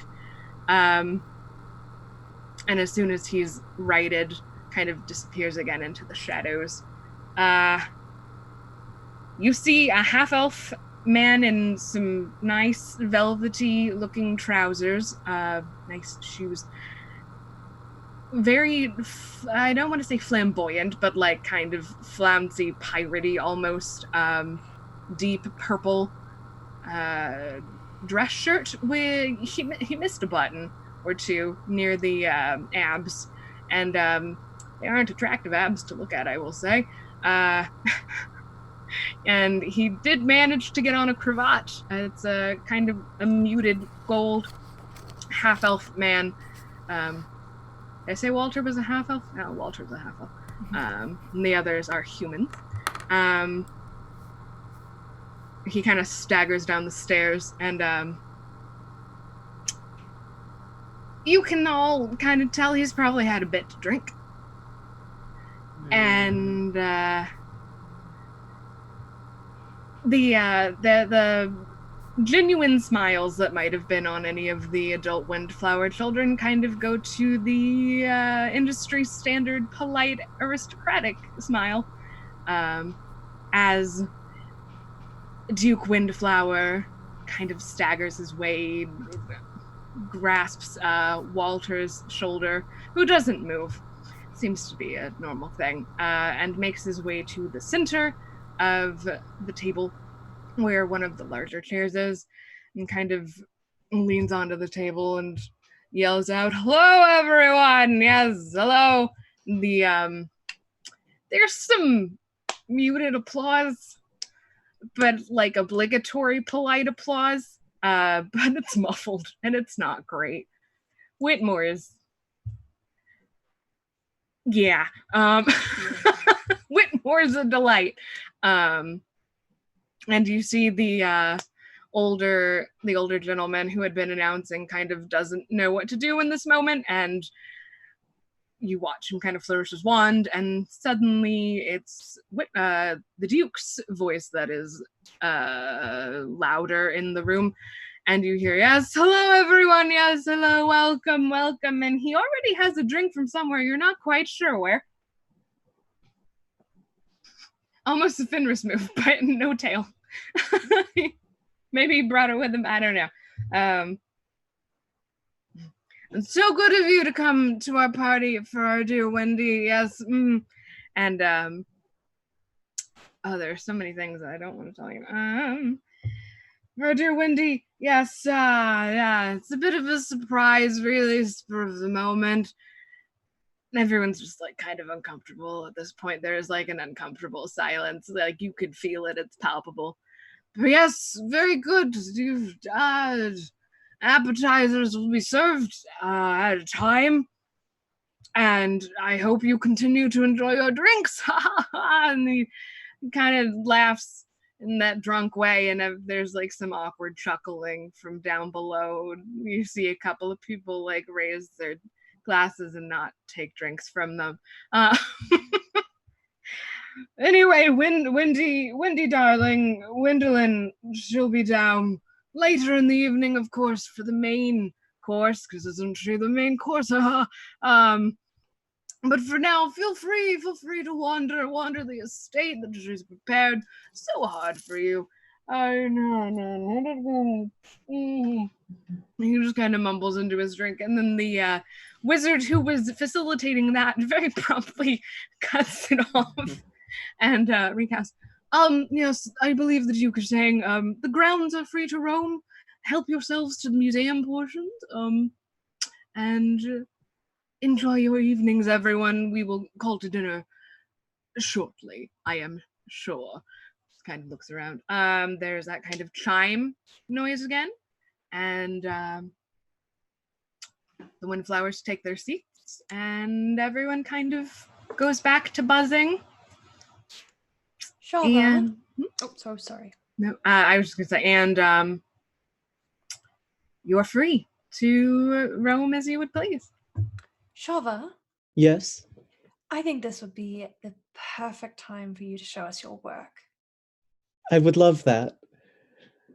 Shava sweats just a little bit, you know, the way that you do when you're about to show off your work to people. Do follow me. Okay. And I start heading off in the direction of the museum portion. All right. Ruby, Fenris, Piper, are you coming? Yes. Yes, absolutely. Yes. I don't know where Fenris is. Fenris is muted. Not there. Yeah, I'll Fenris. cast a message to Fenris. Is he close enough? Mm-hmm. Fenris, it's winter. We're going to look at the museum to look at Shava's work if you'd like to come with us. Yeah, voice in my head. That sounds peachy keen. Just tell me where to go so I can meet you there. I'll tell him where to go. Mm-hmm. And I will say you are close enough if you want to meet up here, but if Fenris wants to trail behind and do Fenris things, that is also okay. Fenris doesn't have things he wants to do. Fenris just isn't sure where he is in relationship to where they are at the moment. So. Okay. Fenris is pretty close. Fenris is within a line of sight. Oh, hey. They're over where Wanderer was, so close to your table. And you aren't terribly far from that. But, all right. So you, Shava, I believe you know the way from the Great Hall. I do. I sure do. The more magical side. Which part do you want to show them first?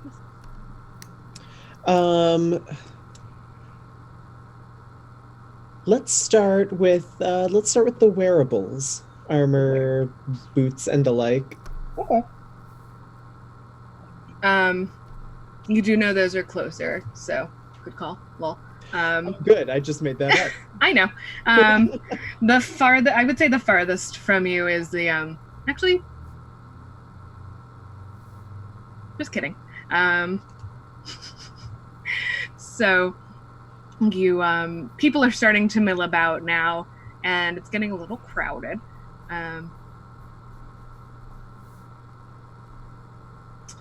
Are you? I hate. It feels weird to say in like this social setting. What's the marching order like? I'm directly behind Shava. Okay. And I'm behind Winter. Okay. And I'm behind. I'm in the middle of Shava and Winter. Okay. And Fenris is one with the shadows. Okay. Fenris is like 5 feet back and like occasionally just like spins in a circle to look at things and then has to catch back up. Excellent.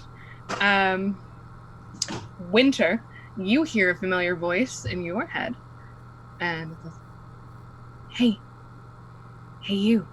I see you over there." No answer.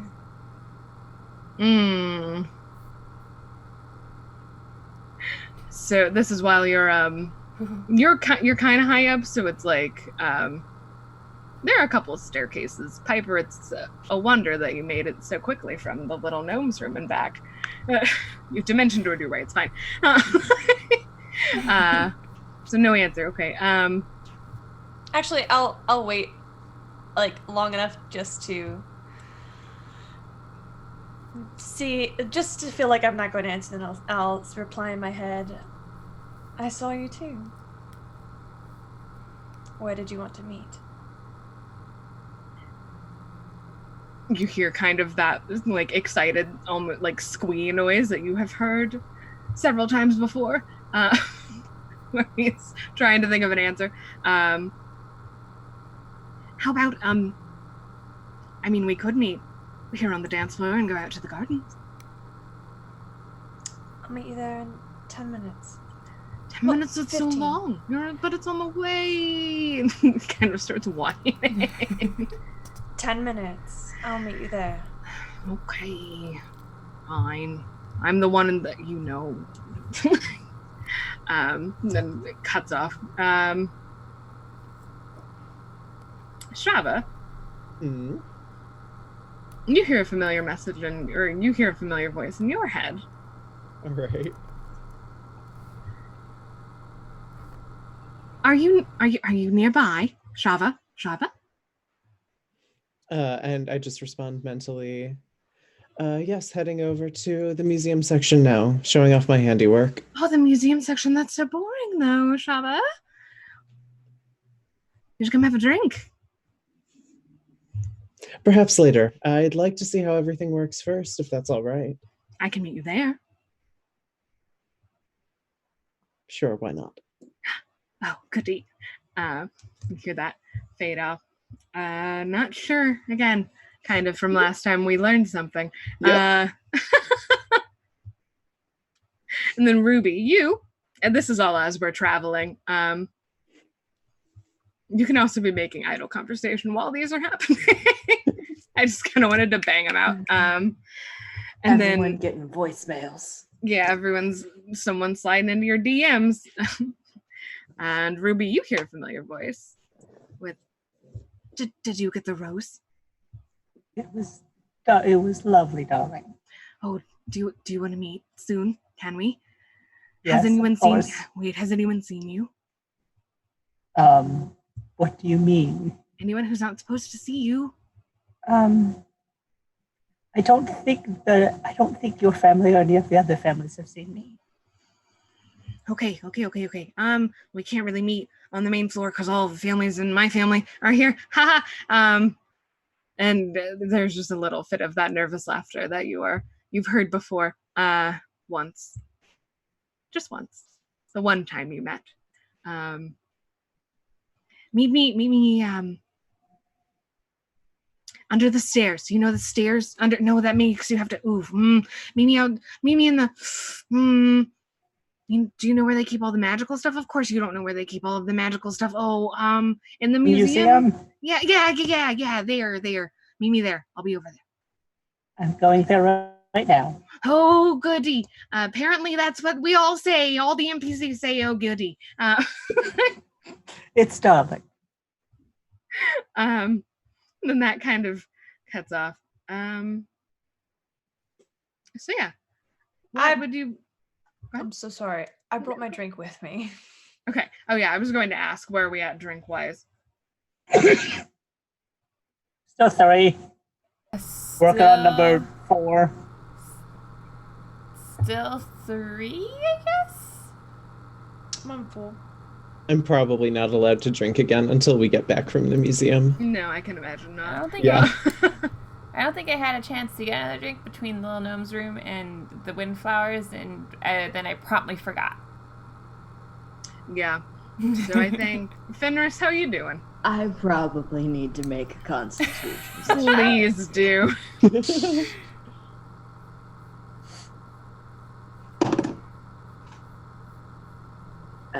That would be a saving throw. It's a 15. Don't 15? join me. You feel a very, very mild buzz. Very mild. You're like, alcohol, this is expensive. So it's... Listen, drinking is part of my job, so. But it's like, you can tell it's the expensive good shit. That good, expensive, Windflower exclusive, vintage alcohols. Yeah, so you're pretty much fine. Piper is the most intoxicated, which is adorable.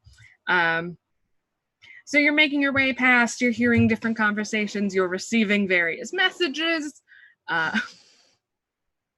Piper, you haven't heard back from your halfling friend yet, and Fenris, a lot of people want to slide into your DMs, but they aren't currently. So you can get a better lay of the land. Let's see. So I'd say in that time, you can pretty easily make it to the wearables section. Shava?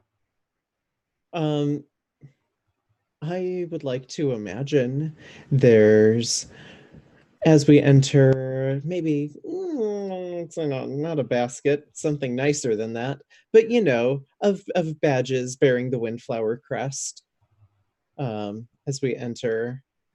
And I hold one up and I turn to everyone else. You're each going to want to put one of these on, if it works. If not, just take it right off. It's fine. I didn't do that. What is it supposed to do? It won't hurt. Oh God, that sounded suspicious. Yes. No, sorry. Let me start again. You're going to want to put these on. It's there's I worked on the museum tour. Okay. I was more... That came out of me being nervous about it not turning out correctly. There is nothing about this that could possibly hurt you. I promise I tested it on myself. Roll persuasion. Roll persuasion. Yeah. That sounded very sketchy. Roll persuasion, dear God. Or deception. Whichever. You can tell me privately which one it is. Well, all right, give me a second. It's a 10. It's a 10. Okay. Would anyone like to make any rolls against a 10? Yes. Yeah, probably. Okay, what are we doing? Insight or? Can I take my passive insight, which is a 12? Yes. My passive insight is a 16. Okay, yeah, you can tell it's the nerves and maybe, the lightning from earlier that you didn't see Piper, but she's definitely flustered. It's probably harmless. It's harmless, yeah. Hey, Shava, I've got a question. Yes. If we're going to the wearables section, is there like an edibles section or like a consumables section? I'm really ready for dinner. I was going to say that there was a kitchen, but that isn't funny anymore. Is there a consumables section? Fenris, I keep some bread and cheese in my bag if you'd like something to snack on. Oh, no. I would not impose on you. specifically hungry for rich people fancy food. Understand. If you need something to tide you over. Nah, I'm good. I dig around in my bag for a moment, and I've got like one of those butterscotch candies, like the ones that are wrapped in the slightly like yellow orange tinted foil. I love those. I love them. I So love good. those. They're so good. Now I want one. Would you like a candy? Yes. Oh, you meant in the game.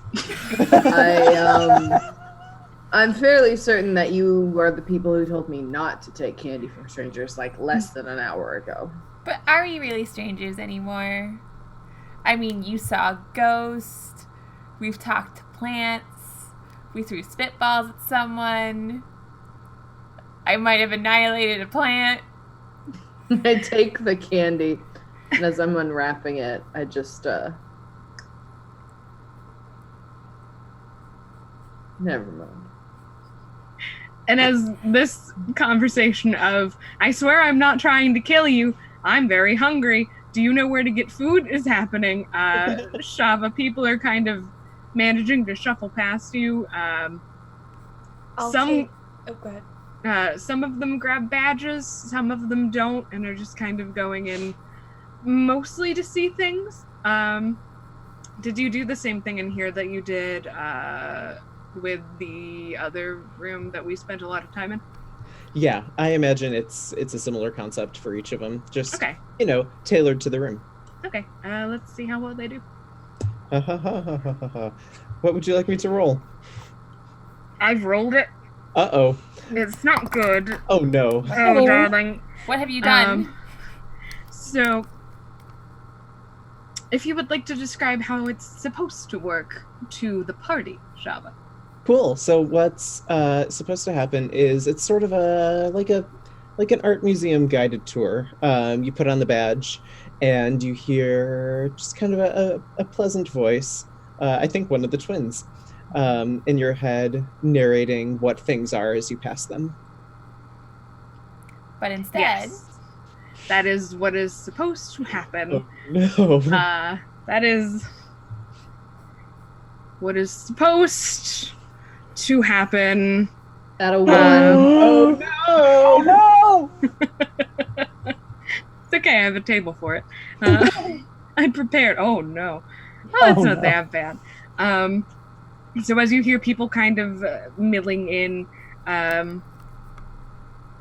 whereas there should be a pleasant voice in the back of your head, perhaps as you pass items, there is a very loud, and this you see here is just describing items very loudly out loud in like vaguely distorted pitch,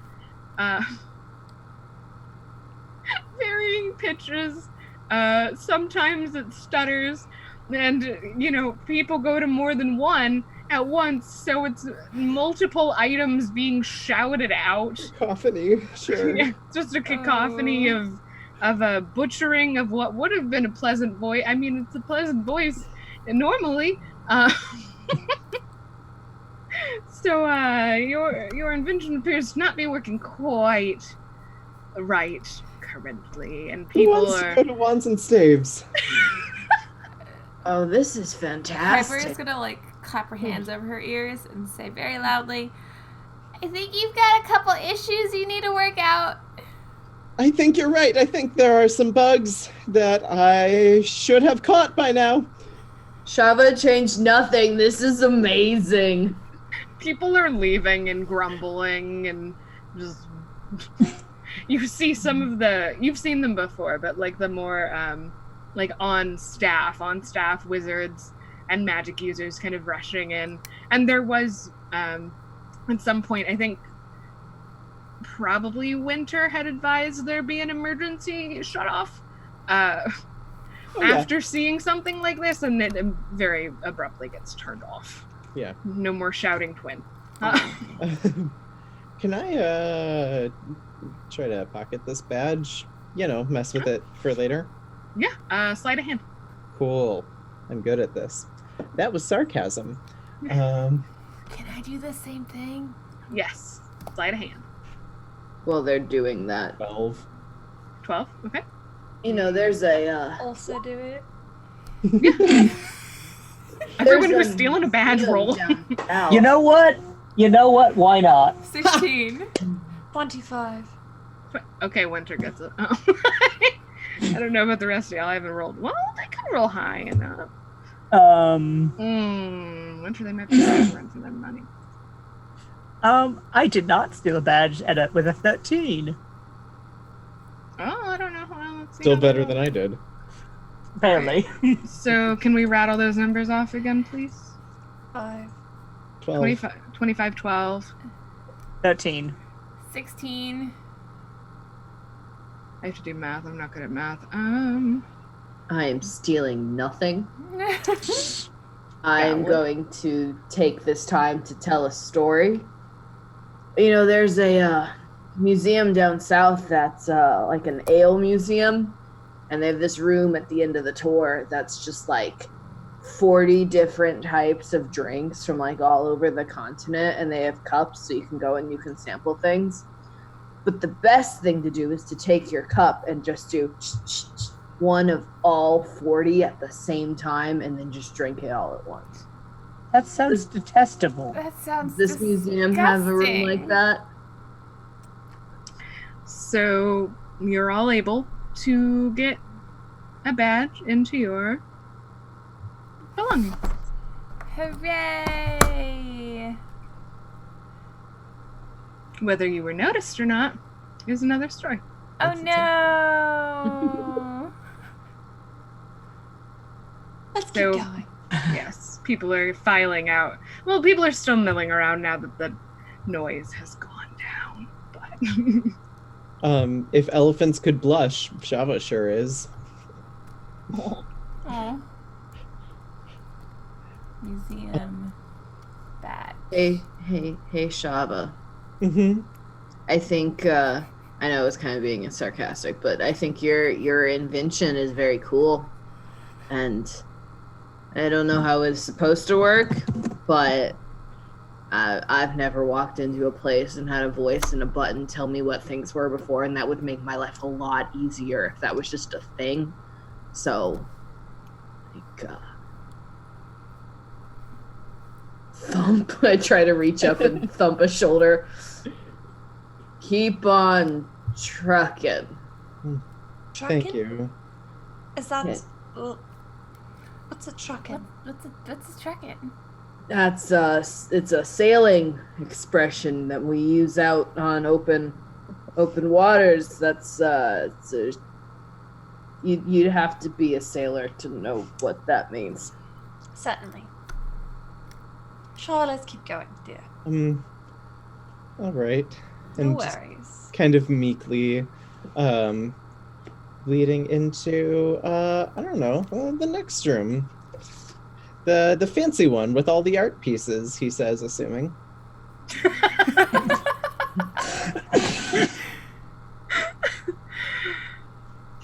I can't handle you. I love it. I love my players. I love it so much.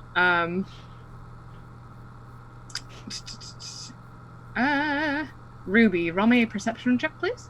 Oh, that's gonna go. I'm gonna hope the boy is being good to me tonight. That was not even I didn't get out of the. Oh! That's a natural 20. Ooh. Yay. Plus And- 1. Then you have a very, very good sight of a certain curly-haired, blonde-haired boy streaking past further down into the museum. Well, we say museum, but it's the house. It doesn't matter. Further ahead of you, just kind of looking around. I'll be right back. I think I see someone over there I have to speak to, and just walks off. Okay. Oh, Ruby! Oh, goodbye! Where's Ruby she takes off. going off to? Can I see where she's going? Yes, with your passive, and he's not sneaking, and I assume you're not sneaking, Ruby. Not in the slightest. With your passive, you would certainly see Bouncy bouncy curls and can probably put 2 and 2 together. Would you like to follow? No. I'll watch though. Okay. Goody. So as you, Ruby peels off to do who knows what, with who knows whom. You come to what is basically the fancy art pieces. It's more, some art pieces, mostly animals. So, no longer living animals, of course. Doesn't say but, stuffed or. They're so realistic, it's almost hard to tell. Some of them look like they're breathing, but that, of course, is impossible. This room gives me the creeps. Yes, it's quite horrifying. I spent as little time in here as I could. Let's go on. Are we allowed to touch them? Why do you want to touch the dead animals? Because they don't look dead.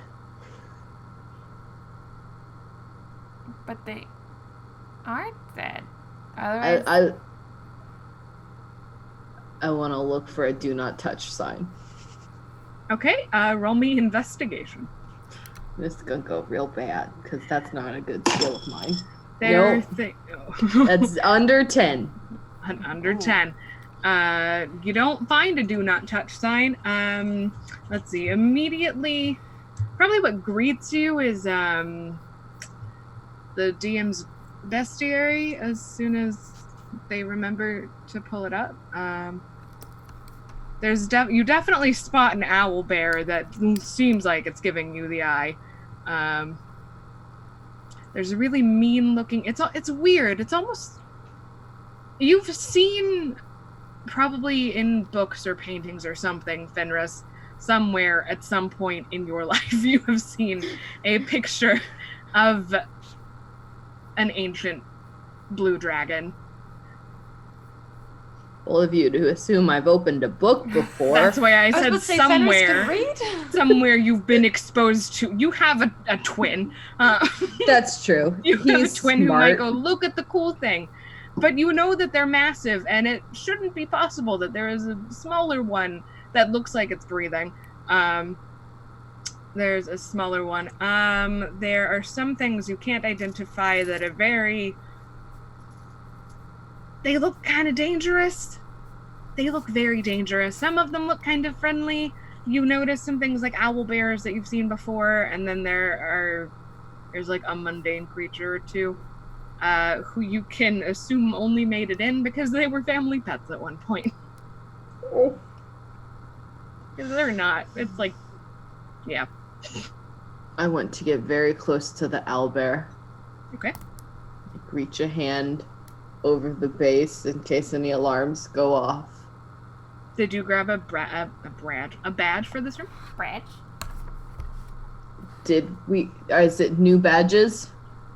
Fenris is the only one who did not grab a badge. Oh, that's true. I had a badge at the beginning, but I didn't steal my badge, so Okay. I guess I don't have one anymore. Okay, that's fine. So you don't, but let me roll for it.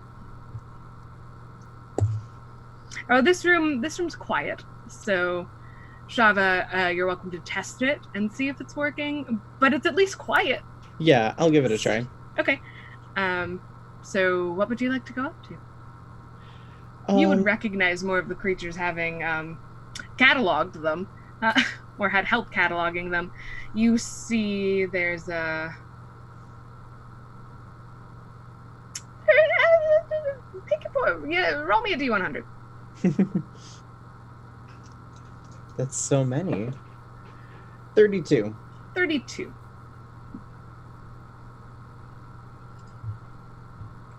Oh no. That doesn't bode well. There's kind of in the center, with a bit of a spotlight on it, that has some like particle effects that you helped design with the help of Wisteria, who was very excited about it. The Beholder. Oh, good. Mhm. Yeah. Eye stalks wiggling a bit. It's big-eyed, kind of there. So you approach. I go up to it. I put the badge on.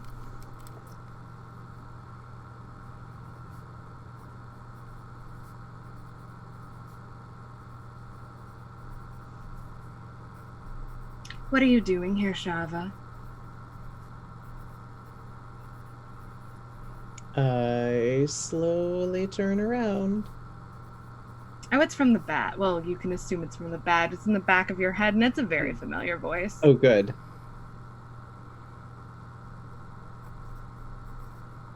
I was invited. I respond mentally. You weren't. I mean, sure you weren't. I received an invitation in Not the from mail, me. and a carriage came and brought me here, and that was a whole thing, but I'm very confused right now.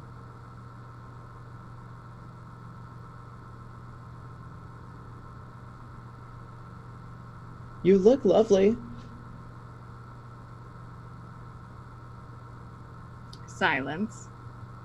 And then a different familiar voice. What you see before you here is a beholder. They are aberrations, and they are rather terrible, and it is, the narration appears to be going as planned. It stutters a couple of times, rattles off in deep speech for a little bit, which you hadn't really planned, and you think maybe Wisteria had something to do with that, wanting to make it fancy, but it seems to be working properly. Cool. My shoulders untense ever so slightly. Like, do they? just a little bit. There's the relief of it works. Mm-hmm. And the beholder does not death ray you, so you can assume. Which is always helpful. Yeah. No, you. Oh, go ahead. I was going to say, can I approach Shava? Mhm. Shava, love, is it working? Yes, I jump just a little bit. Oh, I'm so sorry. No, don't be. The tension of knowing whether or not it would work. Yes, it does. It does appear to be working. Take a deep breath, love. It's all right. What's done is done. Even so, it's I should have come by to try it out before now. There are so many people here, and after that last room, okay. And Java just remembers to breathe. I put my hand on your shoulder. It'll be all right. I am curious though. I know that one of the twins is named Winter with a Y. Do you know which one it is? The one with the dark hair, or the one with the blonde? I believe the one with the dark hair. Very good. I was just curious. I haven't actually met either of them. The twins are unforgettable. Oh. They're lovely. I believe Daria's voice that you will hear over the recordings. Mm-hmm. She was a great help over the course of this project. And you're familiar with them? A bit. They were my direct supervisors, if you will. Just a bit. A bit. As much as one can be. All right. Just curious. Mm-hmm. Not judging. No, of course not.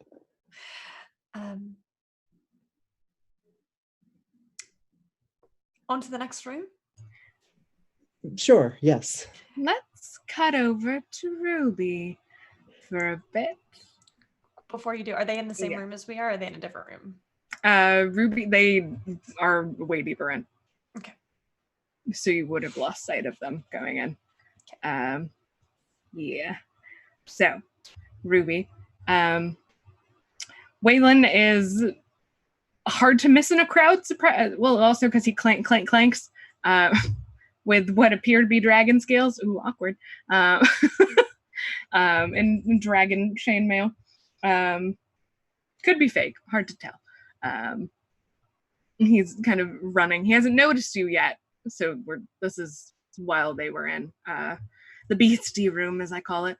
Yeah, so he's looking around for someone. I stay just behind him for like longer than probably is funny. Just because half of Ruby wants to surprise him, and half of Ruby is curious to make sure he's looking for her and not someone else. Okay. So are you being sneaky from him? Yeah, I'm being stealthy. Give me that stealth roll. Oh. Let me get my Wayland die. I did not use the Wayland die. I should have used the Wayland die. What'd you get? I wish this was persuasion instead of perception. No, she's stealth. You stealth. Yeah, that was a 6. Okay, a 6. So as you're kind of trying to keep your distance and kind of trying to sneak up on the boy rolled a natural 20, and the boy whips around, looks, lays eyes on you, and just kind of runs over, swings his arm into yours, and says, "Let's go somewhere we can talk that people won't see you. Why didn't you do the magic thing? You do magic. I don't understand. Why didn't you hide or something? Someone's going to see you." And he kind of takes you out a side door that goes towards what look like there are hedges and shrubs. You don't know if they're awakened or not. You can assume from under they're not awakened, actually. Out towards the grounds more than inside. What are you doing here? Why didn't you disguise yourself? Can't you do that thing with the thing? I thought you could do the thing with the magic and such. I like coming as myself periodically. Well, yeah, Ruby, it's been forever. I know, darling. Far too long. Far too long. Just for letters. Look, you really should put on a disguise or something. Because, you know, how family can be. If my sister, do you know what my sister would do to you? Do you know what Winter would do to you if she saw us together? Probably utterly terrible things from what you've told me. Yeah, you know how Winter is. And he kind of looks around and kind of tugs you towards, like, there's not a hedge maze. We're not that tropey. Oh man! But it is like a secluded, like hedge. There are like hedge booths. Not quite. It's a hedgy area. Don't at me. Time to hedge our bets. So you have disadvantage on all rolls for the rest of your life. So he kind of tugs you in to a kind of a nook. He goes, "Ruby, I gotta tell you something. Yes. And I don't want you to take it the wrong way, okay? I figure I should tell you sooner rather than later. I've been putting it off long enough. I think that I should... Can I kiss you? Yes, of course. Okay. I don't know how. And he kind of goes in for a kiss, but you can tell the boy has never had a kiss before. Ruby, lets him go for a second and then just leans in and does it. Oh boy, Void howdy. He's not doing well. Roll performance. Oh, okay, that's actually not bad.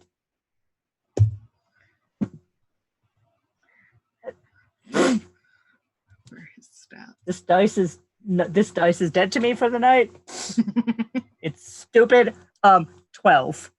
12. All right, so you rolled a 12 and Waylon rolled. What is your modifier?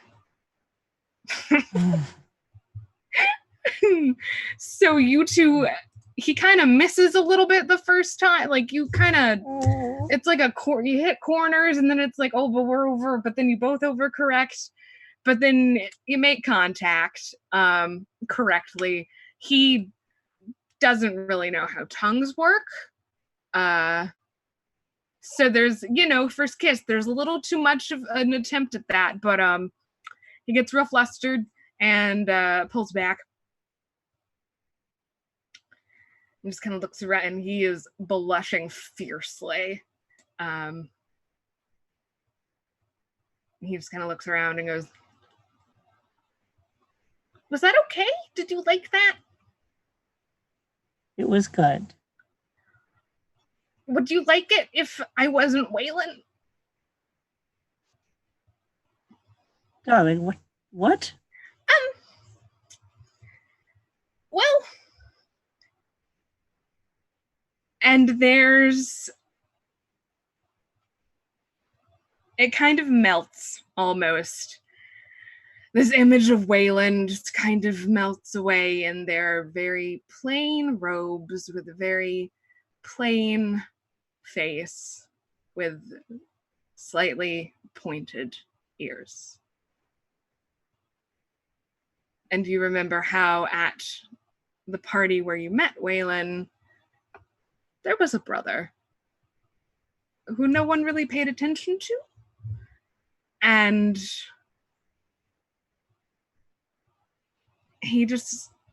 Walter just kind of looks at you nervously and hopefully, almost a little awkwardly. So, question, Walter. Yeah, Ruby. Have I been corresponding with you or your brother for the last months?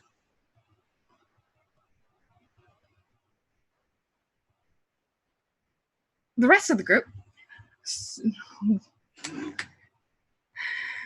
So you moved on to the next room? Sure, yeah.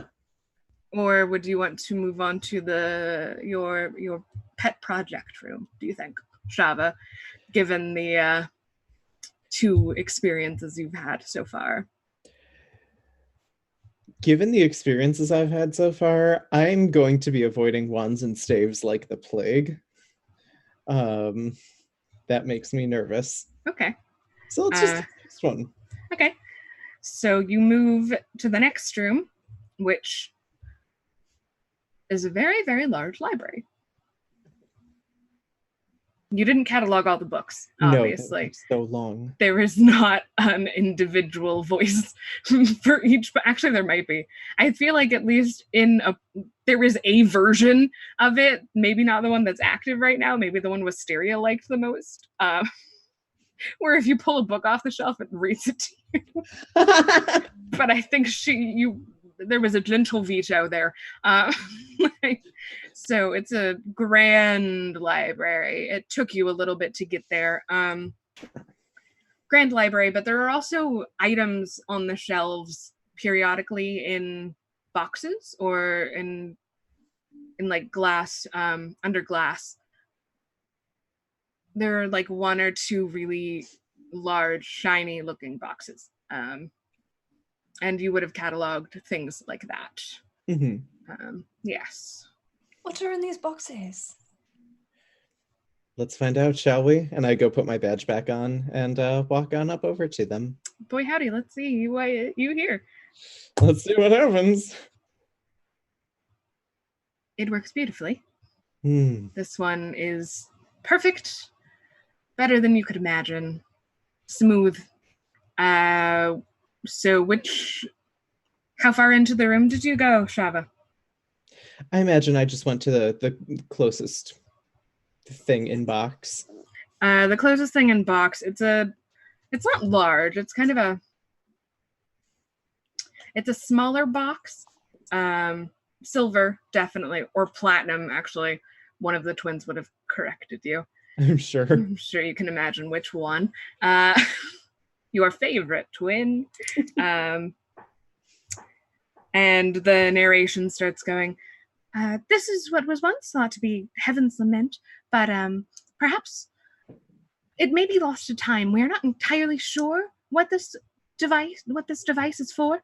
Mother found it in, and it kind of goes on and on about Do what it. I hear this with my badge, or is it just him? Did you go Just up her. to it? I'm Did with you- Shava, yeah. Oh yeah, you would hear it with your badge. Oh, good, it works. It seems like a Is this- slow way to find out what's in a box. Box out in the open, or is it behind a glass or something? You can't. It looks like it's in the open. Have they not opened the box? Don't they know what's in it? Not as far as I'm aware. You didn't open the box? Oh, certainly not. No, I made it my mission to touch as few things as possible, especially while I was working on this. Who knows what sort of latent magical tinkering could still be afoot. But how won't you know unless you touch it and you find out and you figure out how it works? Well, that's what I spent actually most of my time here doing, was in a safe place, taking apart various spells and putting them back together in a way to make this enchantment possible. But in terms of the actual objects themselves, no, I didn't do anything with that. You gotta take apart an object to figure out how to put it back together and put it back together better. I like the way think you... we should open the box. I Just will. saying. If you'd like to open the box, tell me what's in it. I'm going to go back to apparel and see if I can iron out that kink in the badge. Here, I wanna open it. I can open it. Let me open it. I'm just gonna go. I was going to say, I'll already, if you don't. I Shall will- we do it together? I will do it step together. back and let the ladies open the box. Okay, 1, 2, 3. 3. Your hands meet an invisible barrier.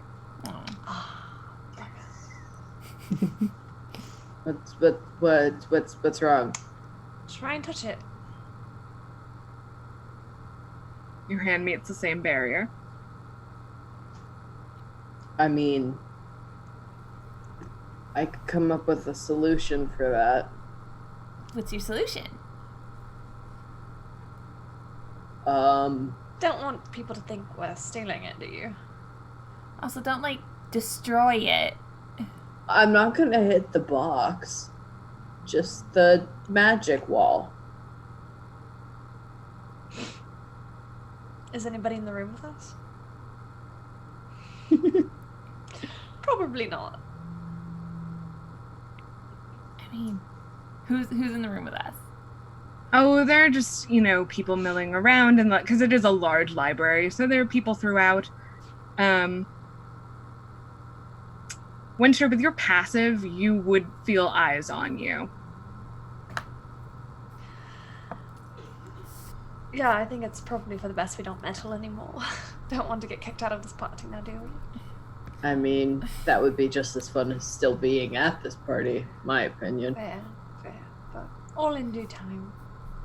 Should we try a different box? Maybe one of the boxes will let us open it. Perhaps, if you like to, but I will try one more box. The next closest one. Okay. It's definitely further in.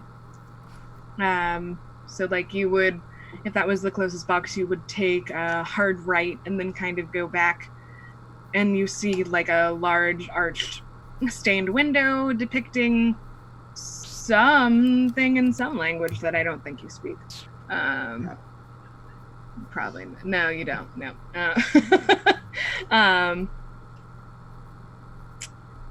And there's a much larger box. This one is kind of on a pedestal. You don't have a badge on you. Nope. Excellent. I mean, interesting. I mean, okay. It's a larger box. It's very ornate and golden. Very expensive looking. Has some spikes on it though. On corners. Touch. magical barrier. These people suck. This is no fun. I will turn to look at the books instead. Okay. There are all number of books. Let's see, on the shelves that you can see easily. There are ways to, like, obviously you can, like, Belle's Library, like, swoop your way around if you want. Please don't. I 100% swoop my way. All right, I have to roll dex for 16 people. I mean, I'll do it. But you see books about alchemy, books about history, a lot of history. Some of it seems to maybe be family history, it's world history, all sorts of histories and research and things that are sound pretty dry. Research? Research? Yes, research. Like, what languages do you speak and or read? I speak more languages than I remember. Excuse me, can you scroll? Thank you. Hang on. There we go. I speak Elvish and Gnomish in common. So you can see the history books. You recognize what a published research paper book would look like, but you can't read any of it. I want to pick one out and, like, thumb through the pages and see if I can find any diagrams. Okay. As you do that, let's cut back to Ruby.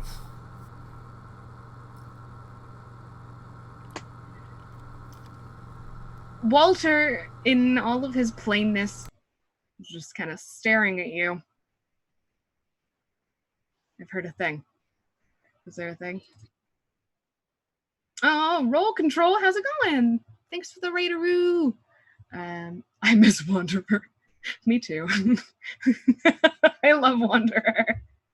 Thank you for the raid. Welcome to a Velvet Soiree where absolutely no one's heart is about to get broken right now.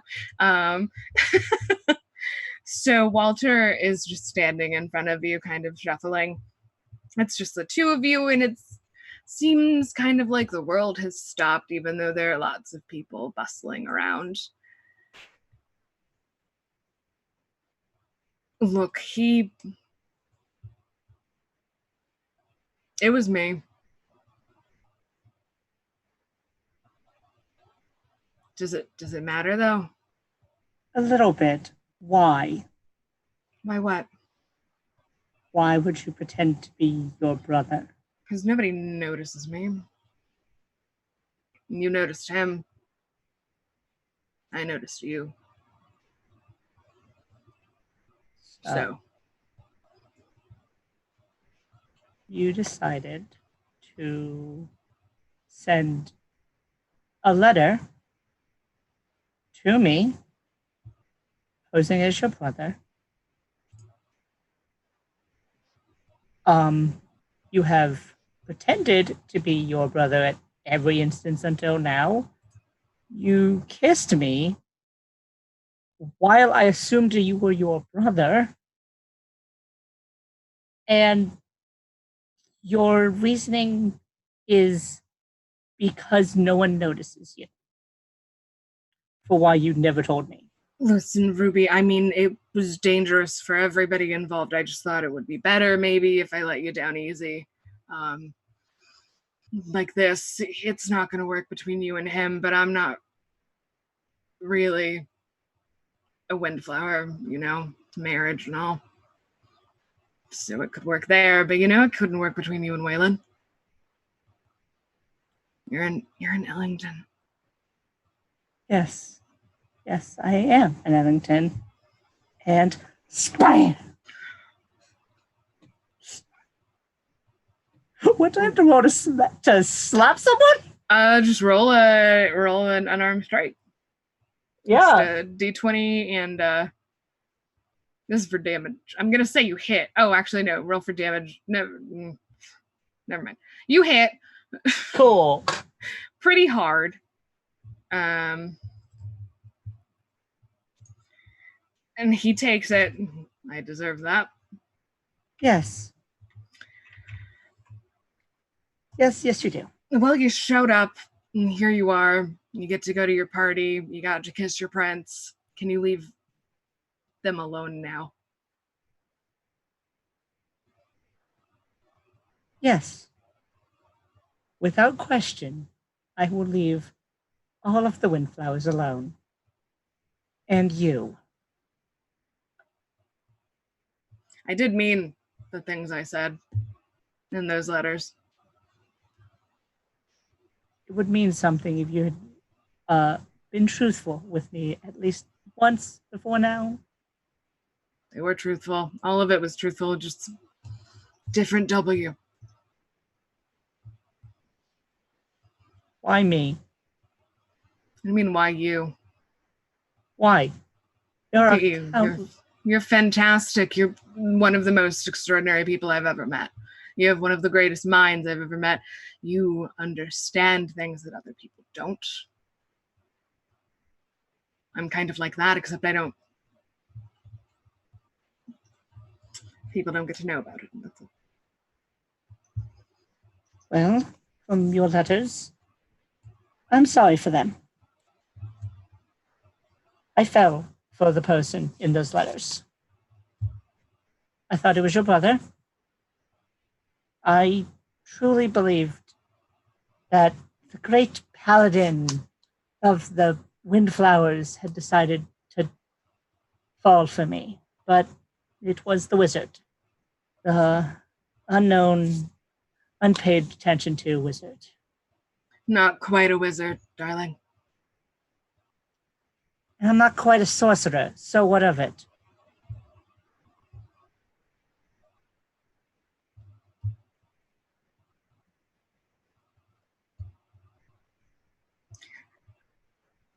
So, if I don't mean anything to you anymore, this is probably the part where you leave. The house. I would very much like that. My house. Yes, I understand. It's your house. Be a shame if someone found an Ellington on our property. Yes, it would. Yes, it truly would. So I guess I shall have to leave. Or no one shall have to find an Ellington on your property.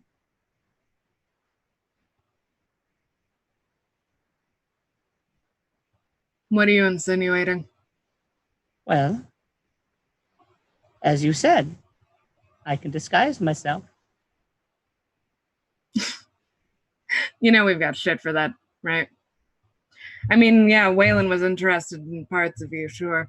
But I was interested in the whole package. Still am, really, but if you're gonna be like this, I mean. If you had come to me as you, this would be a far different conversation. If I had come to you as me, would you have given me the fucking time of day? Yes.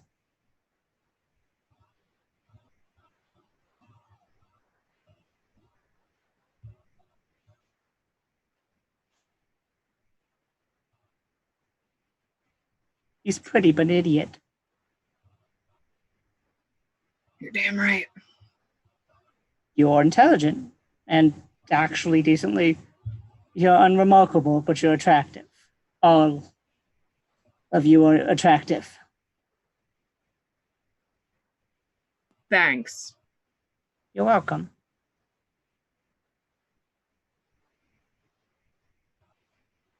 So, where does this put us? What do you want? Where are we now? Because I can't tell if you're mad at me or. Yes. Okay, that's probably fair. Or if you still want to try something. If I survive the night, we can try something. That I was not anticipating. What if I could guarantee that there was a way that no Windflower would ever bother us again. I would be intrigued. There's a plan. And on that, I think we're going to let the night leave us.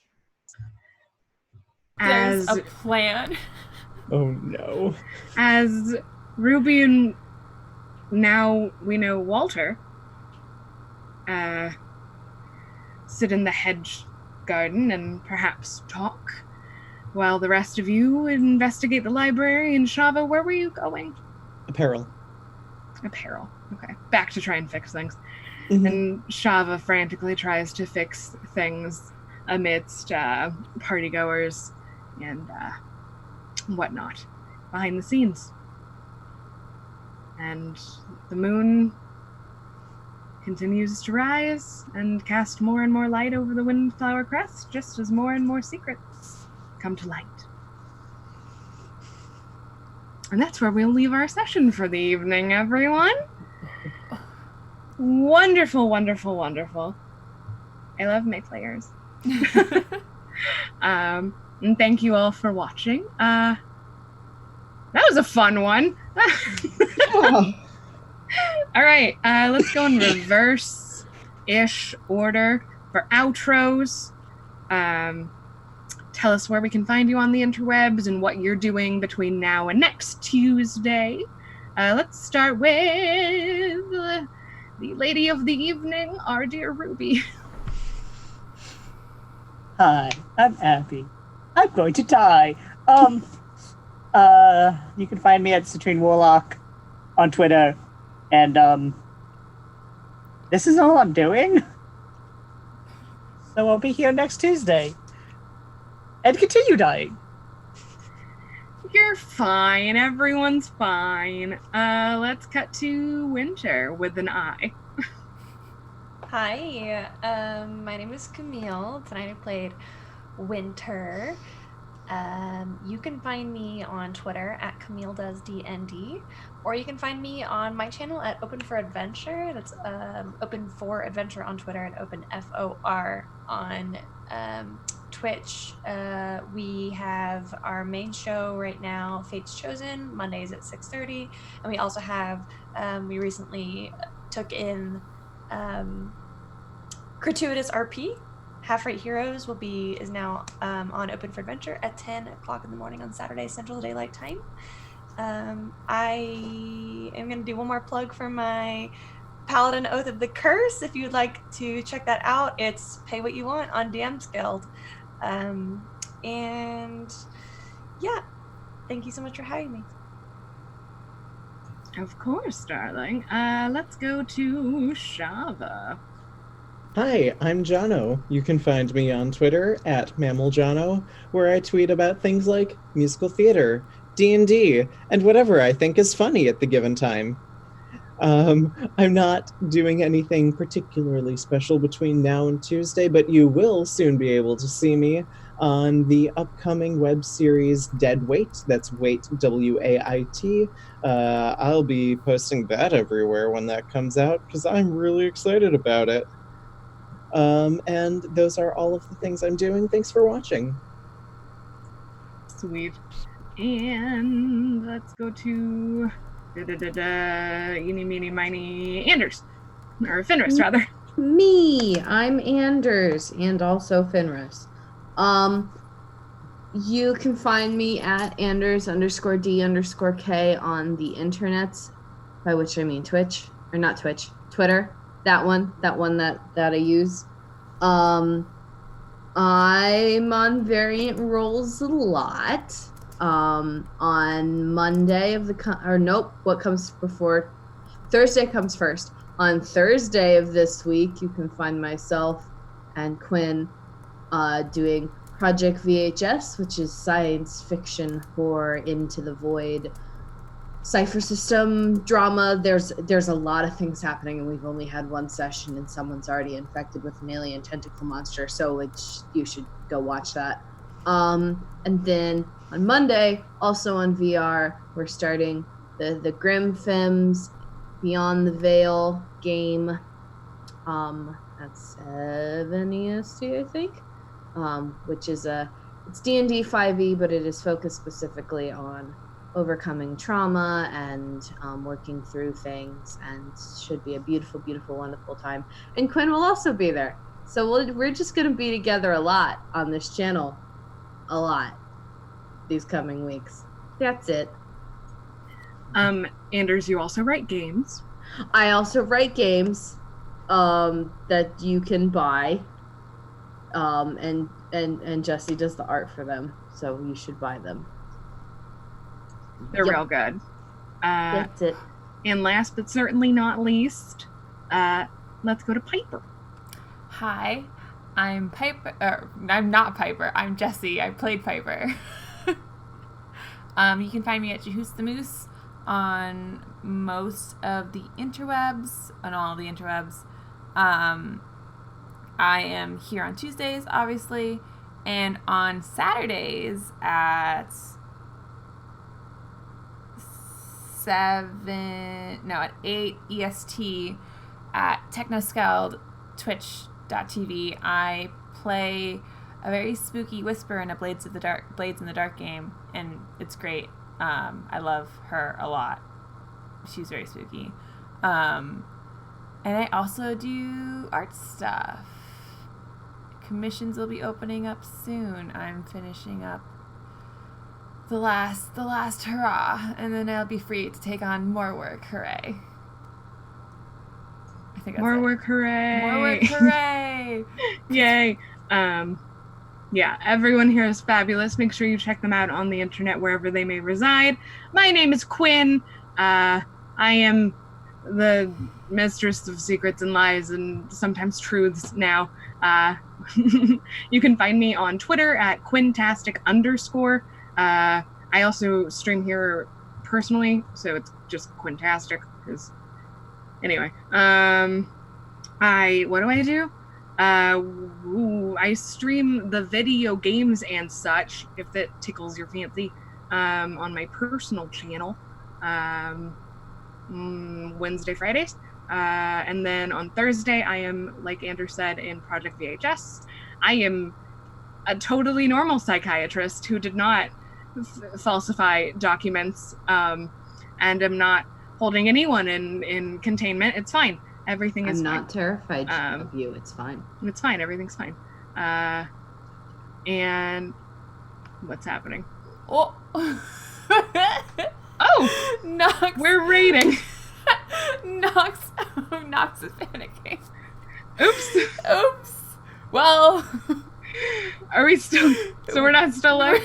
Okay. Still up. Well, thank you all for watching. In case the VOD is still recording, I don't know how Twitch works sometimes. It's not. I mean, yeah, okay. Sure. I'm just in case I'm gonna vamp. Thank you all for watching, and we'll see you next evening on Velvet Soiree. Oops. Good night. Good night.